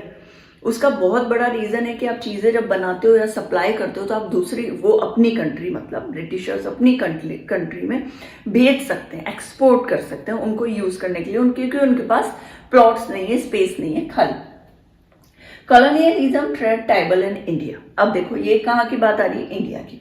From medieval period Adivasi do trade. सबको पता है कि आदिवासी लोग क्या करते हैं मिडिवल पीरियड, अपन तो मतलब आप ये देख लो काफी मोहनजोदड़ो उस टाइम से भी सोचें तो कल्टीवेशन जो है वो एक्सट्रीम लेवल पे इंडिया में होता है। कल्टीवेशन जो है वो एक ऐसा जॉब है या फिर ऐसा बिजनेस है जो हम जब से इंडिया एक आया होगा ना अपने उसमें, अपना एक पूरा उसका स्ट्रक्चर या उसका जो पूरा फेस बना है इंडिया का, वो उसी टाइम से बना। देखो कल्टीवेशन तो मस्ट है उस टाइम, 99% लोग कल्टीवेशन पे ही सर्वाइव करते थे। तो वो जो मिडिवल पीरियड है वो आदिवासी अब एकदम से क्या करने लगे हैं? ट्रेड करने लगे। ट्रेड किस चीज का? हनी का। अभी मैंने एग्जांपल दिया, जैसे हनी खुद ले रहे तो हनी ट्रेड कर रहे हैं। कुकून्स का, कुकून्स होता है सिल्क वॉर्म के लिए, सिल्क वॉर्म जो होता है जिसमें रहता है वो जो एक कैटरपिलर है वो कुकून बनाता है, उसमें से निकलता है बटरफ्लाई के, उसमें सिल्क किससे आएगा? सिल्क वॉर्म से आएगा। देखो हाइट्स क्या होते हैं? जो लेदर होता है ना, जो स्किन होता है एनिमल का जिसका यूज हो, देखो बहुत चीजों में, सिर्फ एक लेदर की बेल्ट या शूज ही नहीं बनता। इनफेक्ट बेल्ट और शूज तो अब हम यूज करने लग गए हैं, पहले बास्केट्स बनाई जाती थी। और जो पानी ले जाने के लिए कैमल, जैसे डेजर्ट एरिया में जा रहे हैं तो उस चमड़े को ऐसा कैसे कन्वर्ट कर दिया जाता था? एक बॉटल के उसमें एक इस तरीके से बना दिया जाता है जिसके ऊपर तो मुंह रहता है और वो यूं रहता है, और वो लोग यहाँ टाक लेते थे अपने कंधे पे, क्योंकि डेजर्ट में पानी नहीं है तो इसी चीज पे, चमड़े पे, लेदर के अंदर पानी डाल के ले जाते थे, क्योंकि वो गर्म भी नहीं होता है जल्दी से। हॉर्न हो गया। हॉर्न किसका? हॉर्न क्या होता है? सींग। सींग भी बहुत काम आते हैं। देखो आइवरी हो गई, एलिफेंट की जो दांत होते हैं तो वो भी बहुत ज्यादा, अब तो बहुत ही कॉस्टली, अब तो मिलना ही बंद हो गया। बैम्बू, स्पाइसेस अलग अलग, हरी ये मिर्च मसाले, फाइबर भी एक्सट्रीम मिलता है, ग्रास मिलेगा ही, गम मिलता है, रेजन्स एक्सेट्रा, है ना। तो ये सब चीजें कहाँ से? आदिवासी जो पहले अपना ट्रेडिशनल काम करते थे वो क्या करने लगे? इनकी ट्रेडिंग करने लगे। अब इनको बेचने का काम, इनसे सर्वाइव करना, इनसे पैसे कमाने का काम करने लगे। देखो British came in India, regulation of trade. Britishers आए, ये भी बता रहे हैं कि ये धीरे धीरे मतलब ब्रिटिशर्स आए, मीनवाइल ये काम चल रहा है, ये आदिवासी कर रहे हैं इस काम को, ट्रेडिंग का काम कर रहे हैं। तो जब ब्रिटिशर्स आए तो सारा जो ट्रेडिंग का काम था किसके ऊपर चला गया? यूरोपियन फर्म्स के अंडर में आ गया। अभी तक जहां खुला काम हो रहा था, अब यूरोपियन के जो फर्म्स है, जो ट्रेडिंग फर्म्स थे, वो लोग इन पे, मतलब हम लोग इन पे डिपेंड हो गए थे और वो लोग हम पे रूल कर रहे थे कि उनके अंडर में ही होगा। जहां मैं खुद बिजनेस कर रही थी अब मुझे क्या करना पड़ रहा था? जॉब करना पड़ रहा था, ऐसे समझो। Rights given to European firm कि भाई आप ऐसे नहीं करोगे, ये आपके ये जो एरिया है इस यूरोपियन फर्म के अंडर में आएगा, इस कंपनी के अंडर में आएगा, उसके अकॉर्डिंग आप काम करोगे। Grazing hunting restricted, grazing hunting तो उन्होंने देखो हमने पढ़ा ना लास्ट में, ग्रेजिंग हंटिंग ये सब रिस्ट्रिक्शंस तो स्टार्ट हो ही चुके थे, कर ही दिया था उन्होंने, यहाँ नहीं जाना, यहाँ नहीं खाना, वहां नहीं, अब कुछ तो उनको सर्वाइव करने के लिए, जीने के लिए करना ही पड़ता। कम्युनिटीज लाइक करावा, कराचा, देखो ये Madras presidency lost their livelihood, ऐसी कम्युनिटीज जो है इन्होंने धीरे धीरे अपनी लाइवलीहुड कैसे छूटती जाएगी। जो आप काम कर रहे थे, किसी को आदत ही है चमड़े का जूते बनाने का और उसका आप चमड़ा ही छीन लोगे कि आप चमड़ा के यूज ही नहीं कर सकते, तो बेचारा क्या करेगा, कुछ तो करेगा वो। अब उससे जो सालों से उसने बचपन से देखा, अपने दादा को भी अपने पापा को भी वही काम करते हुए, अचानक से उसे पता चलता है अब ये तो मेरे लिए यूजलेस, मतलब ये मुझे यूज ही नहीं करने देगी, तो वो क्या करे।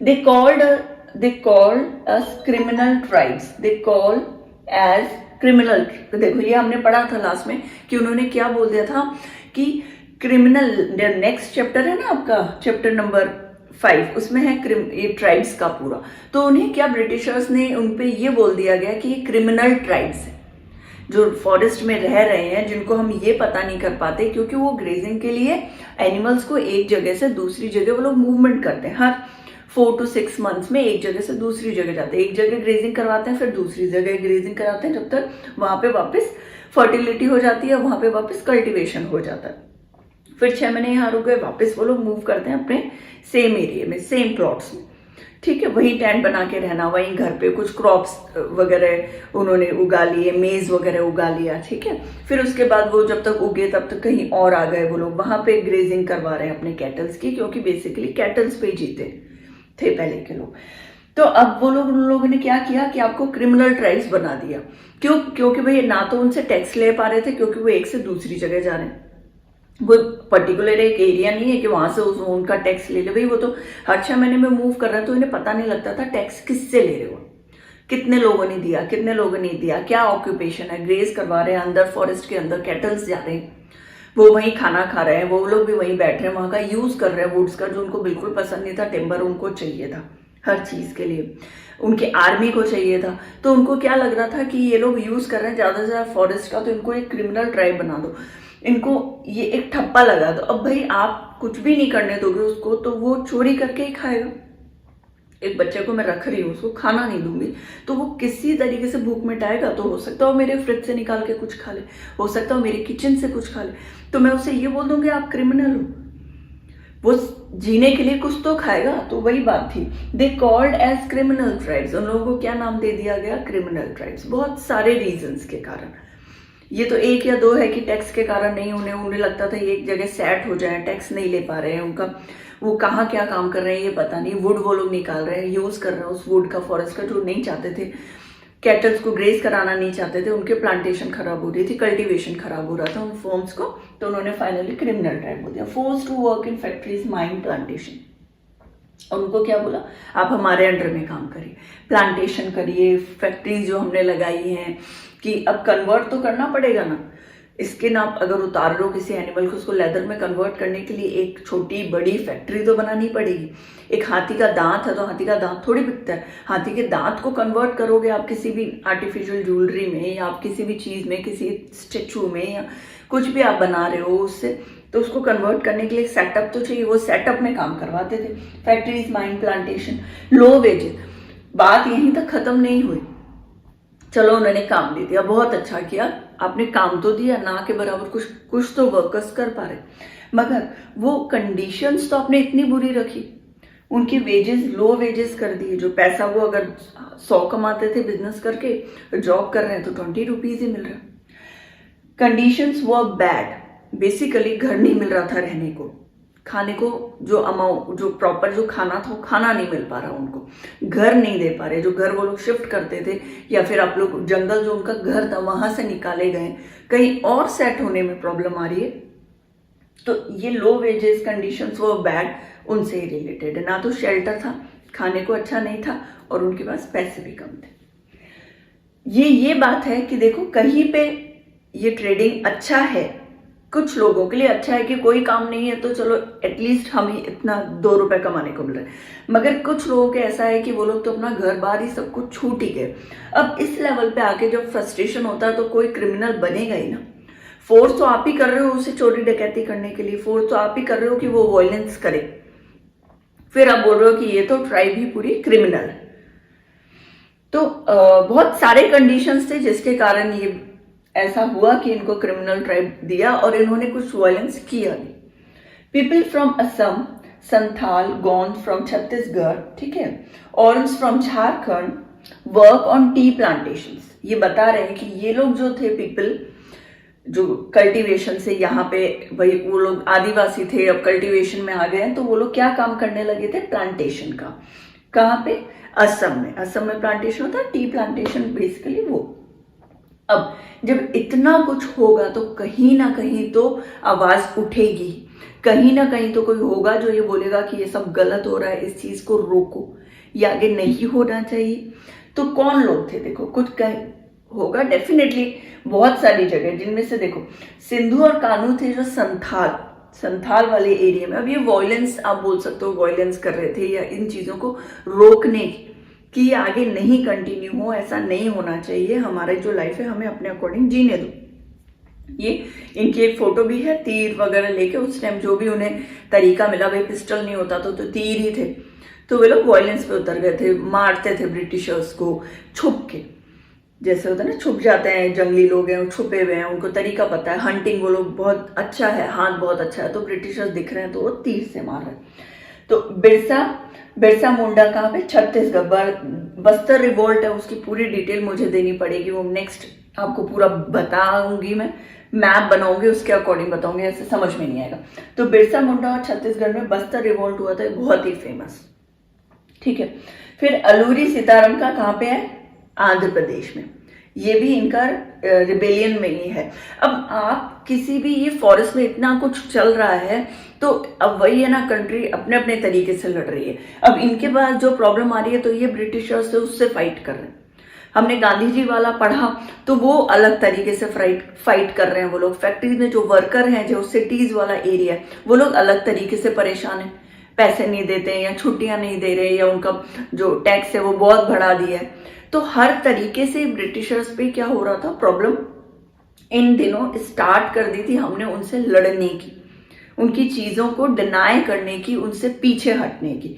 तो यही चीज जब यहाँ अप्लाई हुई, इतनी सारे प्रॉब्लम्स आ रहे हैं, तो कहीं ना कहीं फॉरेस्ट वाले एरिया में भी हो गया है। द पीपल ऑफ बस्तर, हमने देखा था बस्तर में रिबिल्ड स्टार्ट हो गया था, लोग एक दूसरे को मतलब कॉलोनियलिज्म से बहुत परेशान हो गए थे। रीजन, वहां पे हर चीज पे रोक लगने लगी थी, धीरे धीरे जो फॉरेस्ट ट्राइबल एरिया था वहां पे रोक लगने लगी थी, और वहां से क्या हुआ, स्टार्ट हुआ रिबेल स्टार्ट हुआ, वहां के अगेंस्ट में जाने लगे कॉलोनियलिज्म के, ब्रिटिशर्स के, वहां के रहने वाले लोग। द पीपल ऑफ बस्तर कहां पड़ता है बस्तर, पहले हमें ये समझाना बहुत ज्यादा जरूरी है। Southern most part of Chhattisgarh, Chhattisgarh वाला जो एरिया है कहां पे, आंध्र के पास है, आंध्रा के पास जो बॉर्डर लाइन आती है महाराष्ट्र, आंध्र, उड़ीसा की, वही है छत्तीसगढ़। छत्तीसगढ़ जो है southern most part of Chhattisgarh is Bastar, southern part, नीचे वाला एरिया। अब देखो ज्योग्राफिकल स्ट्रक्चर हम देख रहे हैं, है ना, इसमें क्या है, central part is plateau. Plateau कैसा है हमारा, थोड़ी सी वो जगह ऊंची रहती है। कैसे ऊंची रहती है, चारों तरफ प्लेन रहता है, वो जगह को थोड़ा सा उभार रहता है। और देखो ये चीजें इंटर रिलेट करना बहुत ज्यादा जरूरी हो जाता है। क्यों, क्योंकि हम अगर सिविक्स, ज्योग्राफी, हिस्ट्री एक दूसरे से इंटर रिलेट नहीं करेंगे तो हमें चीजें काफी क्लियर नहीं होगी। तो क्लैरिटी के लिए हम क्या कर रहे हैं, चीजों को इंटर रिलेट कर रहे हैं कि आपके दिमाग में वो मैप जो है वो बन जाए। तो सेंट्रल पार्ट इज प्लेट्यू, थोड़ा सा ऊंचा है। प्लेन एट नॉर्थ, नॉर्थ ऊपर की वाली जगह जो है वो प्लेन्स है वहां पे, ठीक है, समतल area. Godavari at south, south में कौन सी रिवर जा रही है, गोदावरी। तो देखो गोदावरी किसके साथ साथ जा रही है, कौन से रिवर के, river Indravati, across east to west. East से कहां जा रहे हैं वो, वेस्ट की तरफ, कौन सी, रिवर इंद्रावती। अब ये जगह जो है बस्तर वाली वो कितनी अच्छी होगी कल्टीवेशन के लिए, आप समझ सकते होंगे। वहां प्लेन्स भी है, प्लेट्यू भी है, रिवर भी। कल्टीवेशन के लिए बेस्ट है, फॉरेस्ट के लिए बहुत अच्छी जगह है। समझ में आ रही है? फॉरेस्ट के लिए क्या चाहिए? प्लेन्स भी चाहिए और रिवर भी चाहिए, दोनों चीजें वहां पर है। तो देखो प्लेट्यू आपको समझ में आ रहा है, सेंट्रल पार्ट प्लेट्यू है, ऊपर वाला पार्ट जो है वो नॉर्थ वाला पार्ट जो है वो प्लेन्स है। सेंटर पार्ट प्लेट्यू है, फिर यहाँ पे प्लेन्स है, गोदावरी एट साउथ है, साउथ में सॉरी गोदावरी आ गई। रिवर इंद्रावती कहां से जा रही है? ईस्ट से वेस्ट की तरफ। क्लियर है? देखो पीपल ऑफ बस्तर, कम्युनिटीज कौन कौन सी रहती है? अब हमें समझ में आया बस्तर कहां पे, कम्युनिटीज कौन सी रहती है? मारिया, मुरिया, गोंड, ठीक है, दूरावास, बतरस और हलबास, ये कम्युनिटीज जो वहां रहती हैं उसके बारे में हम बात कर रहे हैं। अभी हमने देखा ज्योग्राफिकल स्ट्रक्चर, अब देखा वहां के लोग कौन कौन से हैं। अब एक उसका जो है पूरा पिक्चर क्लियर हो गया ना हमें बस्तर का, ठीक है। मारिया, मुरिया, गौंद, दूरावास, बतरस और हलबस, ठीक है, याद रहेगा। वर्शिप किसकी करते थे, किसकी पूजा करेंगे? क्या आपको पहले भी मैंने आपको क्लियर किया था, जो लोग फॉरेस्ट में रहते हैं या आदिवासी लोग होते हैं वो उन्हीं को ही भगवान मानते हैं जहां वो रहते हैं, नेचर ही उनके लिए भगवान है। तो यहाँ कौन भगवान है उनके? अर्थ, लैंड। क्यों अर्थ की पूजा? अब ऐसे नहीं करते हैं कि वो अर्थ, उनको पता है कि अर्थ गोल है और कैसा है, वहां 70% पानी है कि 30% लैंड है, ये नहीं। उनको पता है लैंड क्या है, उनका सरवाइव करने का एकमात्र जरिया है लैंड, जमीन, और वही उनके लिए पूजनीय स्थल हो गया। जैसे हम गणेश जी को पूजेंगे, शिव जी को पूजेंगे, तो वो नहीं है, उनको क्या है कि लैंड, क्योंकि हम इस पे सरवाइव कर रहे हैं और ये हमें खाने को दे, ये इससे हमें कल्टीवेशन कर रहे हैं तो यहाँ से हमें पैसा मिल रहा है, तो यही हमारे लिए भगवान है। एज अ अर्थ, कोई ग्लोब की पूजा नहीं कर रहे तो वो अर्थ की, लैंड की पूजा करते थे। Look after earth and river, forest, mountain. क्यों हम उसका ध्यान रख रहे हैं? वो लोग एज अ चाइल्ड होता है ना, एक बच्चे का कैसे माँ ध्यान रखती है, तो वो लोग उनका किसका ध्यान रखते थे? अर्थ का, रिवर का, फॉरेस्ट का, माउंटेन का। ओवरऑल अर्थ आ गया, सब कुछ आ गया इसमें। पूजा भी इसी की करते हैं। क्यों? हम भगवान की पूजा करते हैं तो भगवान की केयर करते हैं ना, वैसे ये नेचुरल रिसोर्सेज की केयर करते थे क्योंकि वो उन्हें भगवान मानते थे। अब उन भगवान से जब आपको मिलने नहीं दिया जाएगा तो डेफिनेटली आपके गुस्सा रहेगा ना। आप जिनकी रोज पूजा करते हो, उनको शिव जी है, अगर शिव जी की रोज पूजा अर्चना करते हो, रोज दूध से नहला रहे हो, पानी से नहला रहे हो, तो एक दिन आपको मना कर देंगे, नहीं आपको वहां नहीं जाना, आपका कोई लेना देना नहीं, ये मेरे अंडर में आता है, ये रिस्ट्रिक्शन है, आप लोगों को नहीं जाना, तो गुस्सा अंदर ही अंदर गुस्सा आएगा ना। देखो उसी गुस्से से, उसी प्रॉब्लम से लड़ाई झगड़े शुरू हुए थे। इनकी वो पूजा करते थे, ठीक है। Each one use natural resources, हर कोई नेचुरल रिसोर्सेज यूज कर रहा था वहां पे। In case use other boundary, pay land. देखो अगर वो सब नेचुरल रिसोर्सेज, अगर इन केस, ये इन है, इन केस अगर कोई दूसरी प्लॉट यूज कर रहा है, दूसरी जगह यूज कर रहा है, तो वो एक फीस देता था, और उस फीस को क्या बोलते थे हम? दंड और देवसरी। ये किसको बोल रहे हैं हम? जो फीस वो दे रहे हैं, कोई पनिशमेंट नहीं है ये। मैं दूसरे की लैंड यूज कर रही हूँ, वो रेंट पे है, तो मैं जो पैसा दे रही हूं ना, उसको बोलते हैं Devsari. Watchman to protect forest, उनको फॉरेस्ट को प्रोटेक्ट करने के लिए, उनके मंदिर को, एक एग्जांपल बता रही हूँ, उनके मंदिर को प्रोटेक्ट करने के लिए उन्होंने वॉचमैन रख रखे थे, गार्ड रख रखे थे। देखो कितना प्यार कर रहे हैं फॉरेस्ट को, ट्रीज को, कल्टीवेशन को, ग्रास को, रिवर को, वाटर को, माउंटेन को, कितना प्यार कर रहे हैं, दिल से प्यार कर रहे हैं, तो ही तो प्रोटेक्शन के लिए रखा है ना, नहीं तो किससे प्रोटेक्ट करेंगे। तो एनुअल हंट था, एनुअल जो उनका हंट था, वहां पे एक मीटिंग होती थी। कौन करता था? Headman of villages, Pargana. Pargana क्या होता है? बहुत सारे विलेज होते हैं ना, उनको जब इकट्ठा करके जो एक हेड होता है, सारे विलेजेस को, बहुत सारे विलेजेस उनके हेड आ जाते थे, उनके साथ मीटिंग होती थी। किस बारे में मीटिंग होती थी? डिस्कस इश्यूज इंक्लूड फॉरेस्ट, सिर्फ फैमिली के या मेंबर के बारे में नहीं, खुद के बारे में, बच्चों के बारे में नहीं, फॉरेस्ट के बारे में भी, कि देखो अगर यहाँ हम ऐसा करेंगे या ऐसे पेड़ और ज्यादा हम इंक्रीज कर सकते हैं, या फिर वो पानी खराब हो रहा है हम उसे कैसे क्लीन कर सकते हैं। वो माउंटेन, हम अगर हमें रास्ता बनाना है तो पेड़ों को भी मत काटो, रिवर को भी मत खराब करो, गंदा नहीं होना चाहिए, यहाँ से रास्ता बनाओ। बहुत सारी बातें जो उन लोगों को करनी होती थी। हेडमैन करता था विलेजेस का परगना। परगना बहुत सारे विलेजेस को बोलते हैं। देखो उनमें से जो हेडमैन आते थे वो आपस में इस बारे में मीटिंग करते थे। अब देखो जब इतना कुछ था भगवान की तरह वो पूजा कर रहे हैं उस जगह को। अब ये बता रहे हैं कि वहां रिबेल स्टार्ट क्यों हुआ और कैसे हुआ।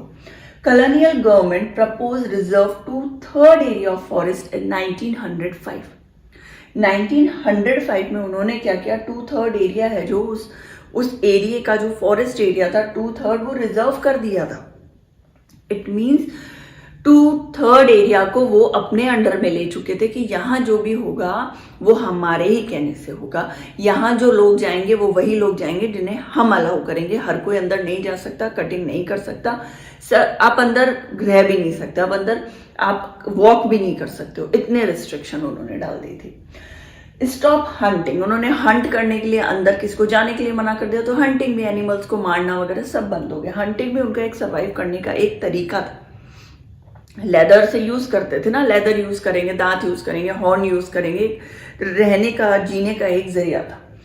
हंटिंग बंद करवा दी, कल्टीवेशन वहां पे बंद करवा दिया। पीपल वर वरीड, बहुत परेशान हो गए थे वहां के लोग। आप उनके घर में आना जाना, देखो अब एक घर बनाया मैंने, उस घर में मेरा आना जाना बंद कर देंगे, वहां से खाना लेना बंद कर देंगे, मेरा फ्रिज बंद कर देंगे, मेरा बेड, कूलर एरिया, जो बेडरूम है, मेरा ड्राइंग रूम है, सब कुछ क्लोज कर दिया, मेरी किचन क्लोज कर दी। अब मैं कहाँ जाऊंगी? तो इस चीज से बहुत परेशान, बहुत डिप्रेशन उन लोगों में आ गया। People were worried as some were allowed in forest, कुछ लोग अलाउ थे, कुछ लोग जो अलाउ थे बहुत खुश थे, देखो हमें अलाउ कर दिया, हम अंदर जा सकते हैं, हम यूज कर सकते हैं। मगर वो ऐसे ही अलाउ नहीं किया था, उसके पीछे भी रीजन था। उसके पीछे ये रीजन था कि वो as a worker, as a labour उनको अंदर भेजते थे। क्यों? देखो अब किसी जगह का गार्ड करने के लिए कोई वॉचमैन जैसे ये लोग रखते थे, तो वो भी उन लोगों ने भी वॉचमैन की तरह उन्हें यूज किया, अपने ही इंडिया के लोगों को। भाई जाने अलाउ किया, बहुत अच्छी बात, जिनको नहीं किया बहुत दुखी, जो जाना चाह गए वो बहुत खुश। मगर देखो तो सही उनको कैसे ट्रीट कर रहे हैं। These villagers name as forest villagers, उनको क्या नाम दिया गया? Forest villagers. ये जो मैंने ग्रीन में लिखे हैं ना ये टॉपिक्स और ये वर्ड्स, अब ये एक 1 मार्क्स का आ सकता है ना, हु वर फॉरेस्ट विलेजर्स आ सकता है। इसका आंसर क्या होगा? Those people who were allowed to go inside the forest, they were forest villagers. Single answer में क्वेश्चंस भी आ सकते हैं, 1 लाइनर या फिल इन द ब्लैंक्स, तो इन चीजों को थोड़ा ध्यान रखा करो। दे वर वर्शिप्ड ऑफ हुम, किसका वर्शिप करते थे भाई? अर्थ का करते थे, एज अ लैंड। अर्थ नहीं पता उन्हें, बस पता है लैंड क्या होता है, क्यों कल्टीवेशन करते हैं। लुक आफ्टर अर्थ, रिवर, फॉरेस्ट, माउंटेन, इनकी पूजा करते थे। ठीक है, तो ये 1 लाइनर बहुत सारे क्वेश्चन हो सकते हैं उनका। तो geographical, what was the geographical structure of Bastar? The central part is plateau, the plain at north, ठीक है, गोदावरी एट साउथ, और river Indravati cross east to west. बहुत सिंपल लैंग्वेज में लिखती हूँ मैं, सिंपल लाइंस यूज करती हूँ। प्लीज इनको आप अगर एक जगह एज अ आप जो भी बोर्ड पे लिखती हूँ, आप एक पेज पे लिखते भी जाएंगे ना पैराग्राफ वाइज, तो बहुत कुछ क्लियर हो जाएगा। आपको सिर्फ रिवीजन करना होगा exam time. Okay, then forest villagers बोला जाता था for cutting, protecting from fire, exporting. देखो प्रोटेक्ट करने के लिए, कोई कटिंग ना करे उसके लिए भी, और उन्हें जो कटिंग पेड़ों की करानी है उसके लिए भी वो आदमी रख रखे हैं, एज अ लेबर वर्कर रख रखे हैं उन्होंने। प्रोटेक्ट फायर, अगर आग लगी है तो आग से प्रोटेक्ट करने के लिए भाई कोई तो चाहिए जो दिन रात वहां की देखरेख करे कि कहीं आग ना लग जाए, कहीं कोई और अंदर घुस के वहां की कटिंग तो नहीं कर रहा पेड़ों की, है ना। तो और एक्सपोर्टिंग, भाई एक्सपोर्ट करना है, सामान ले जाना है, अंदर जाना है, गाड़ी भेजेंगे, जो भी कार्ट भेजेंगे उस कार्ट में सामान आएगा और फिर वो लोग बाहर जाएंगे, भेजेंगे, उसके लिए आदमी चाहिए थे। अदर वर अनहैप्पी, जो बाकी के लोग थे बहुत ज्यादा दुखी थे इस बात से कि वो अपने घर में, अपनी फॉरेस्ट में नहीं जा पा रहे हैं। लैंड रेंट, देखो लैंड का रेंट भी देना, जहां रह रहे हैं उसका रेंट भी देना पड़ा। अपने दूसरे घर, उनके घर से निकाल दिया, कहीं और मैं शिफ्ट हो रही हूँ तो मुझे पैसे देने पड़ेंगे वहां रहने के। फिर फ्री के लेबरिंग करा रहे थे, फ्री की लेबरिंग, फ्री का काम, उन्हें पैसे नहीं मिलते थे मगर उनको काम करना पड़ता था। अब वो उनको ये नहीं था कि उनके पास कोई चॉइस थी, बाय डिफॉल्ट उन पे वो थोप दिए गए थे काम, वो उन्हें करना ही पड़ता था। 1899 to 1900 एंड 1900 से 1908 यही सब चलता रहा। देखो कितने टाइम तक यही सब होता रहा, ऐसे ही करते रहे। लोगों में गुस्सा भरता गया, लोगों में सिर्फ इसी चीज के लिए, ऑल ओवर इंडिया में तो वो गुस्सा होता है, प्रोटेस्ट चले ही रहे थे। इनमें भी एक ये भी टॉपिक है जिसका प्रोटेस्ट चल रहा था उनके अगेंस्ट में ब्रिटिशर्स के इंडिया में। फिर क्या हुआ, डिस्कशन बाय हेडमैन जो है प्राइस है, उन लोगों ने डिस्कशन किया। डिस्कशन जब हुआ दुर्वास ऑफ कंगर फॉरेस्ट में, कहां पे हुआ, दुर्वास ऑफ कंगर फॉरेस्ट, यहां पे डिस्कशन हुआ। और सबसे पहले जो रिबेल है वो स्टार्ट ही यहीं से हुई थी। सबसे पहले जो प्रोटेस्ट इस बारे में स्टार्ट हुआ था, लोग इसके अगेंस्ट में बोलने लगे थे, वो कहां, दुर्वास ऑफ कंगर फॉरेस्ट। ये मस्ट है, याद कर लीजिएगा। लीडर कौन था, एक बेसिकली कोई लीडर नहीं था कि एक लीडर हमने बनाया है कि वो आगे, नहीं, ऐसा कुछ नहीं था। एक आदमी जो आगे बढ़ा, जिसने लोगों को बताया ये गलत है और हम इसके अगेंस्ट में फाइट कर सकते हैं, वो एक आदमी था गुंडाधर, जिसने आगे एक कदम बढ़ाया। और इसके साथ साथ जो विलेजर्स थे, स्टेप बाय स्टेप एक करके वो भी इकट्ठा होते गए और कदम से कदम बढ़ाया। और वो ये जाना कि ये जो हो रहा है वो सब कुछ गलत हो रहा है। उनका नाम लीडर का था गुंडाधर, ये याद रखना है। विलेज, ठीक है। नेट नर्विल, देखो ये लोग क्या होता था, इन लोगों के पास कोई पर्टिकुलर कोई चीज थोड़ी थी, कोई पिस्टल हो गया या तलवार हो गई, ऐसी नहीं थी ना। अगर ये लोग किसी से लड़ने जाएंगे तो वही चीजें यूज करेंगे जो फॉरेस्ट के आसपास होगी, या फिर जो कि भाई लोहा लक्कड़ और किसी मटेरियल से नहीं बना होगा, जो आसपास जो नेचुरल रिसोर्स है वही थी। तो वो लोग किस चीज से, मैंगो दो, देखो वो क्या होता है, जो लकड़ियां होती ना मैंगो ट्रीज की, मोटी मोटी लकड़ियां, उनसे लड़ते थे। अर्थलम मतलब जो कि पत्थर हो गए, इनको मोटे बड़े पत्थर, रॉक, छोटे स्मॉल रॉक्स हो गए, उनसे। चिली पाउडर, मिर्ची जो होती है उसको क्रश करके, है ना, एरो बना लिया, तीर बना लिया, उससे बस छोटी मोटी चीजों से लड़ाई करते थे। कोई ऐसा नहीं था कि कोई रैली चलाई, कोई न्यूज़पेपर में प्रिंट निकाला, ऐसा कुछ भी नहीं। जितना उनसे हो पाता था, जितना उनके पास सामान था, उससे उन्होंने लड़ाई स्टार्ट करी थी। ठीक है, याद रखेंगे लीडर कौन था, गुंडाधर, क्योंकि इनका बाद में भी नाम आएगा और एक दो बार आएगा। तो ये मुझे लगता है ये बहुत इंपॉर्टेंट है इसका question. Leader, who was the leader that time, that leader was Gundadhur. कहां से किया था, Dhurwas of Kanger forest, first rebel start हुआ था। ठीक है, अब बाजार्स वर लूटेड। अब इन्होंने क्या किया, देखो बाजार जो है उनको लूटा, burn and robbed school, trader, police station. देखो ये लोग सब थे इंडियंस, बाजार में जो लोग थे वो इंडियन थे, स्कूलों में जो टीचर्स थे वो इंडियन ही थे। इनफैक्ट पुलिस वाले होंगे, कुछ ऑफिसर जो बड़े अच्छी पोस्ट पे होंगे वो होंगे ब्रिटिशर्स, मगर बाकी भी इंडियंस थे, उनको भी लूट रहे थे। अब फ्रस्ट्रेशन कैसे तो निकलेगी, ऐसा थोड़ी था कि वो एक उन्होंने ये कर रखा था कि डिवाइड कर दो, जहां पे वो दिखे ब्रिटिशर्स उन्हीं पे तीर चलाना है, ऐसा नहीं था। देखो वो गुस्सा था, क्यों, क्योंकि वो जो इंडियन थे वो भी उनका साथ दे रहे थे, वो जो ऑफिसर्स के साथ दे रहे थे उन पे भी उनका गुस्सा था। और उनको ये था कि जो उनका साथ दे रहे वो हमारा साथ नहीं दे रहे, इट मीन्स वो गलत है। इतना ही समझ पा रहे थे वो लोग। तो बाजार पर लूटेड, बाजारों में जो लोग थे या उनका सामान था वो लूट लेते थे। देखो इनको और कुछ सरवाइव करने को तो मिल नहीं रहा था, जगह बची नहीं थी रहने के लिए, कल्टीवेशन हंटिंग कर नहीं पा रहे थे, तो क्या करेंगे। बाजार पर लूटेड, बर्न कर दिया, जला दिया स्कूलों को, पुलिस स्टेशन को इनको जलाया। ठीक है, ट्रेडर्स जो थे उनको मार देते थे। तो ये जो है इनका तरीका था, वॉयलेंस बहुत ज्यादा था एक्सेस में। तो विलियम वर्ड्स थे ना, उन्होंने क्या ऑब्जर्व किया, एक विलियम वर्ड एक यहाँ पे अपने एक बताया कि एक आदमी है जो कहाँ का है, ब्रिटिश का है, ब्रिटेन का है, ब्रिटिशर है। उसने क्या ऑब्जर्व किया था कि ऑल केम टू जगदलपुर, जो भी लोग जो ट्रेडर परेशान थे, पुलिस वाले हो गए, पियोन हो गए, मास्टर्स हो गए, वो सब चारों तरफ से चारों तरफ से भाग भाग के कहाँ आ रहे थे, जगदलपुर में इकट्ठा हो रहे थे। ठीक है, ये भी थोड़ा सा इंपॉर्टेंट है कि ये वर्ड किसने बोला, who said that all came together to Jagdalpur, like policeman, peon and masters, who said these words, William Words. ठीक है, विलियम वर्ड्स ने ये बात बोली थी, उन्होंने ऑब्जर्व किया, वो उन्होंने एक स्टेटमेंट दिया था जो हमारी बुक में बताया गया है। ठीक है, ब्रिटिशर, अभी तो हमने समझ लिया कि इन लोगों ने क्या किया, बस्तर कहाँ था, बस्तर के लोग कैसे थे, बस्तर के लोगों ने उनके अगेंस्ट में कैसे गए। अब हम ये समझते हैं कि ब्रिटिशर्स ने क्या किया। भाई उन्होंने भी तो कुछ सोचा इस बारे में, तो उन्होंने क्या कर, लोगों पे गोलियां चलाना स्टार्ट कर दिया। जहां भी ये लोग देखते थे उन्होंने अलाउ कर दिया था कि जो भी ऑफिसर को वो लोग दिखें, इस कम्युनिटी के लोग दिखे जो कि इन लोगों के अगेंस्ट में, उनको मारना स्टार्ट कर दीजिए। जैसे जलियांवाला बाग में इकट्ठा होते थे, ग्रुपिंग होती थी, वहां फायरिंग स्टार्ट हो जाती थी। पनिशमेंट देना, पनिश करने लगे उन्हें।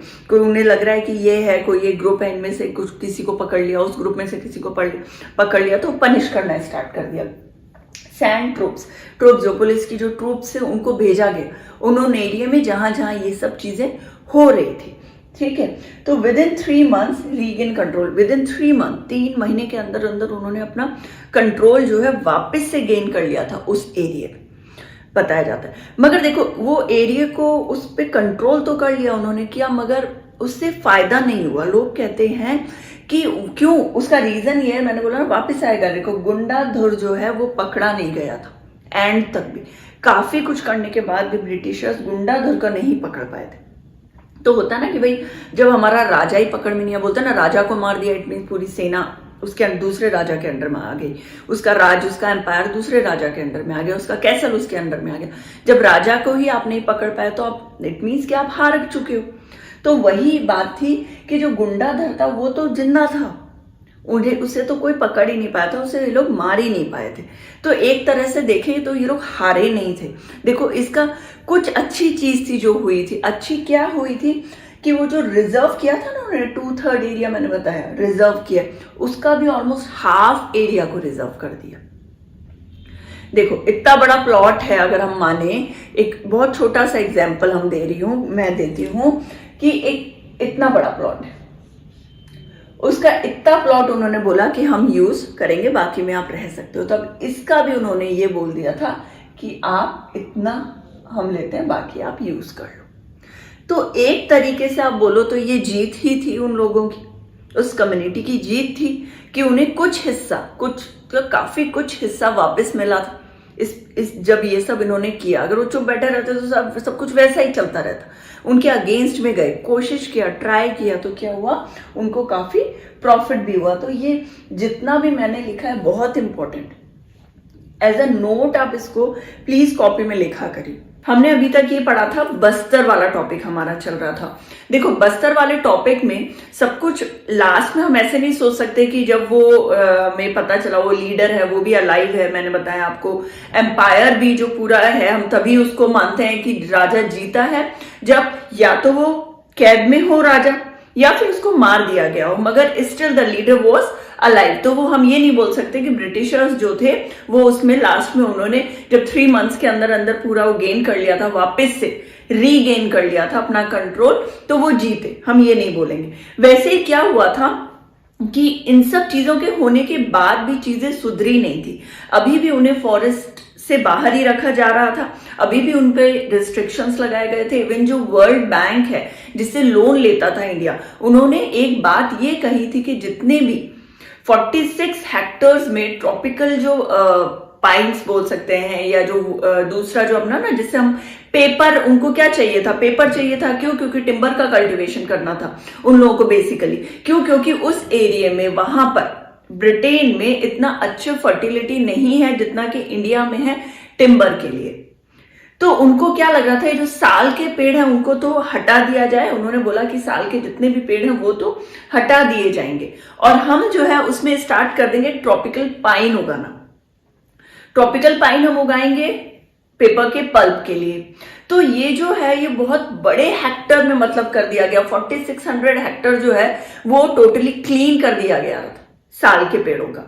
तो ये जो कुछ चीजें हैं वो अभी भी सुधरी नहीं थी, वो इतना कुछ होने के बाद भी अभी प्रॉब्लम वही थी। मगर हाँ, कुछ टाइम बाद जो इन्वायरमेंटलिस्ट थे उन्होंने बोला कि ये साल के पेड़ इस तरीके से इतनी जल्दी जल्दी ना काटने में ही भलाई है फर्टिलिटी के लिए। तो बहुत कुछ इतनी लड़ाई होने के बाद भी जो हम ये बोलेंगे कि जो प्रॉफिट था वो फिर भी अभी भी ब्रिटेन वालों के ही हाथ में था। वैसे ही एक एग्जाम्पल हम लेते हैं जावा का। जावा फॉरेस्ट ट्रांसफॉर्मेशन इन जावा के बारे में पढ़ते हैं। देखो सेम चीज है, सेम प्रॉब्लम उन्होंने भी फेस करी थी। जो डच थी, जहां से यहाँ पे ब्रिटेन था वहां डच थी, वो कंट्री उनपे रूल कर रही थी। तो जो colonial rule in Java by Dutch ने किया था, जो अब नीदरलैंड हम बोलते हैं ना, उन्होंने। Java is famous for rice. अभी प्रेजेंट में जावा बहुत फेमस है राइस के लिए, राइस की कल्टीवेशन के लिए। It was covered with forest and Dutch started forest management in Java. जो ऑलमोस्ट जो एरिया है वो कवर था फॉरेस्ट एरिया में। जावा में ज्यादातर वहां पे फॉरेस्ट ही था, जैसे इंडिया में हम कह सकते हैं। तो वहां पे क्या हुआ, जो फॉरेस्ट एरिया था, जब डच ने वहां पे रूल स्टार्ट किया तो उन्होंने फॉरेस्ट मैनेजमेंट अपने हाथ में ले लिया। जितना भी मैनेज होगा, जो भी चीजें, जो वुड कटिंग का काम हो गया, कैटल का ग्रेजिंग का हो गया, वो सब उनके अंडर में था। वो सोच रहे थे हम ही अब यहाँ के भगवान, जैसा इंडिया में चल रहा था। Timber to build ship. अब उनको भी क्या लग रहा था, हम टिम्बर का ही जितना हो सकता है वहां पे टिम्बर होगा। टिम्बर क्यों, शिप बनाना था। शिप क्यों बनाना था, एक जगह से दूसरी जगह जाने के लिए, और वो भी डच से Java to Dutch, Dutch to Netherland. मतलब इनको ऐसे ही घूमना था। इन चीजों के एक्सपोर्ट के लिए उन्हें बहुत ज्यादा टिम्बर की जरूरत थी, और टिम्बर शिप बनाने के लिए जरूरत थी। And they started cultivating timber. और फाइनली क्या हुआ, टिम्बर की कल्टिवेशन स्टार्ट कर ली। ठीक है, अब ये जो कलंग के बारे में बात कर रहे हैं, कलंग एक जगह है वहां पे, एक कम्युनिटी है, Java community of skilled forest cutters. अब ये जो कलंग लोग होते हैं ना, वो बहुत स्किल्ड होते हैं, क्योंकि आप बेसिकली देखोगे तो वो लोग जैसे यहाँ आदिवासी है वैसे कलंग है वहां पे। तो वहां पे वो लोग फॉरेस्ट की कटिंग में, जो पेड़ होते हैं ना, कितना पेड़, ये नहीं कि फॉरेस्ट डिफॉरेस्टेशन के लिए पेड़ काटने के लिए, बिल्कुल ऐसा नहीं था। जो पेड़ काटने का एक तरीका होता है कि आप कितने, जैसे अब उनके जो ब्रांचेस हैं, वो कितनी ब्रांचेस काटोगे तो नए ब्रांचेस आएंगे। आप पूरा पेड़ काट दोगे, आप जस्ट हाफ कर लोगे, हाफ से ज्यादा पेड़ काटोगे तो वापस थोड़ी रीग्रो हो सकता है। मगर उन्हें ये आइडिया था कि हम कितने उनके ब्रांचेस काटे और किस तरीके से पेड़ काटे कि वापस से उगे वो पेड़। तो इस तरह से उन्हें आइडिया था कि कैसे पेड़ों की कटिंग होती है, और उन्हें यह भी पता था कि शिफ्टिंग कल्टीवेशन कैसे होता है। शिफ्टिंग कल्टीवेशन हमने समझा था, एक जगह करते हैं हम कल्टीवेट, फिर उसको 1 या 2 साल से ज्यादा कल्टीवेशन वहां नहीं करते, फर्टिलिटी के लिए छोड़ देते हैं, दूसरे प्लॉट में करना स्टार्ट करते हैं, फिर उसको भी हम 1 से 2 साल बाद छोड़ देते हैं। ठीक है, तो ये जो है वो बहुत ज्यादा उसमें एक्सपर्ट थे। It was timber to build ship, started cultivation. Java community समझ में आ गया, कलंग है और skill forest cutters and shifting cultivation में परफेक्ट है। इन 1755 की बात हो रही है, split of Mataram kingdom. Split हुआ, 2 उसमें डिवाइड हो गया होगा। वो जो किंगडम था, जो राजा उस टाइम वहां पे, तो उन्होंने क्या किया, किंगडम को डिवाइड किया। तो 6000 family equally divided between 2 kingdom. जो 2 किंगडम जो डिवाइड किए उन्होंने, तो क्या किया, 6000 जो फैमिलीज थी इक्वली डिवाइड करी थी। क्यों, क्योंकि एक तो वो बहुत एक्सपर्ट है, तो उस किंगडम को भी चाहिए था अपने पैलेस में जो वुड लगे या वुड का जो भी काम होता है ना, इंटीरियर वाला, एक्सटीरियर वाला, गेट का जो भी काम, कार्ड बना लिया। तो इन सब चीज के लिए उन्हें पता था ये एक्सपर्ट है, तो उन्होंने सहमति से, लड़ाई झगड़े के बिना, मीटिंग करके, विदाउट आर्ग्यूमेंट, उन्होंने 6000 फैमिलीज को डिवाइड किया था इक्वल पार्ट में। ठीक है, equally divided between 2 kingdoms as they were expert in harvesting teak. देखो, टीक उगाने में, हार्वेस्ट करने में भी वो एक्सपर्ट थे। Kings need to build palace. अब वो टीक है, जो वुड है, उसकी कटिंग इस तरीके से कर रहे हैं कि वो अगले साल भी उगे, वो ऐसा नहीं हमेशा के लिए खत्म हो गया पेड़।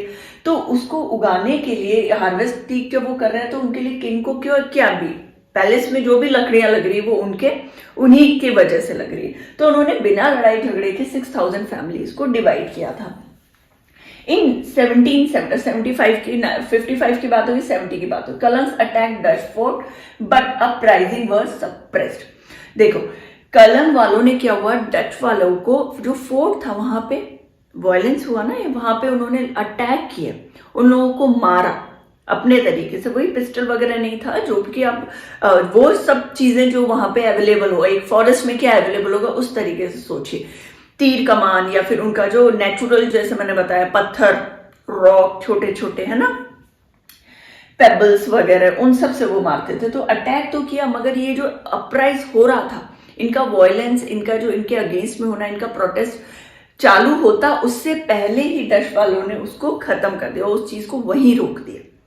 पनिशमेंट दे के रोक दिया, जेल भेज के रोक दिया और कुछ लॉज बना के वहीं स्टॉप कर दिया। तो एक्चुअली ये हम बता रहे हैं कि जैसा यहाँ बस्तर में हुआ वैसा वहां पे कलम में भी हो चुका है, डच की वजह से जावा में। ठीक है, डच साइंटिफिक फॉरेस्ट्री, जैसे यहाँ पे था फॉरेस्ट लॉ लगाया था, वैसे वहां क्या हुआ ये बताते हैं। इनेक्टेड फॉरेस्ट लॉ वहां पे भी एक्ट कर दिया गया। Restricted villagers access to forest, अब फॉरेस्ट जाने के लिए जो विलेजर्स थे उनको मना कर दिया गया, आप नहीं जा सकते हो। वुड वॉज स्पेसिफाइड, देखो वुड जो उनको जरूरत पड़ती थी वही लकड़ियां, वही पेड़ वो लोग उगाने के लिए अलाउ करते थे, जैसे रिवर बोट बनाने के लिए, हाउसेस बनाने के लिए। तो देखो इसमें भी उन्हीं का ही फायदा है, वो लकड़ियां वही आप लगा सकते हो, वही उन्हीं की कटिंग कर सकते हो, जस्ट जो कि रिवर बोट बनाने के काम में है या फिर हाउसेस बना के काम में आ रहे हैं। उनको भी रहना है, डच वालों को तो उन्हें पता है उनको लकड़ी के घर में रहना है, तो वही चीजें वो अलाउ कर रहे थे।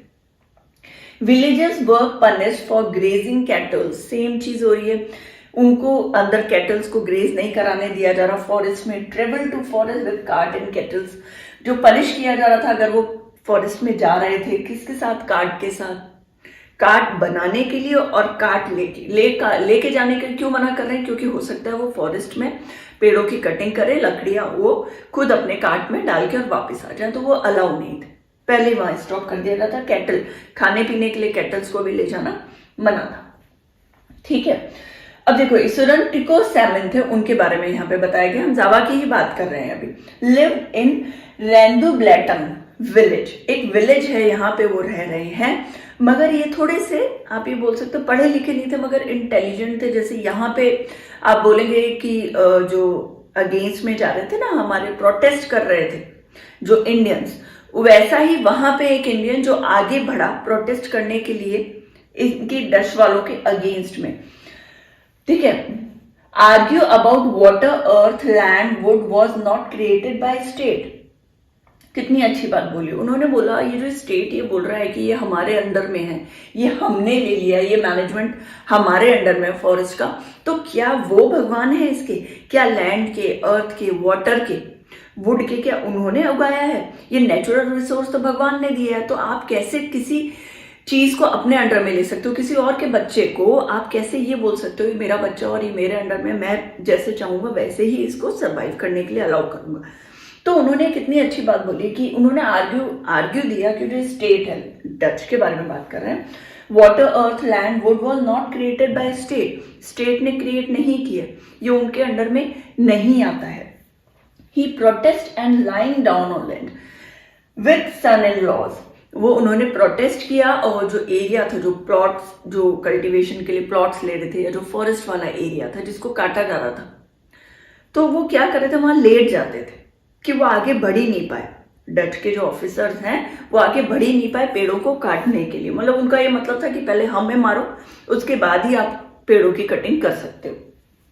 और वो उनका साथ कौन दे रहे थे, उनके सन इन लॉ मतलब उनके बेटियों के हस्बैंड। ठीक है, रिफ्यूज टू पे टैक्सेस, उन्होंने बोल दिया हम कोई टैक्स नहीं देंगे, हम टैक्स देंगे ही नहीं। जो आप बता रहे हो ना कि ये टैक्स देना पड़ेगा यहाँ रहने के लिए या इसको यूज करने के लिए, तो हम ऐसा कोई टैक्स नहीं देंगे।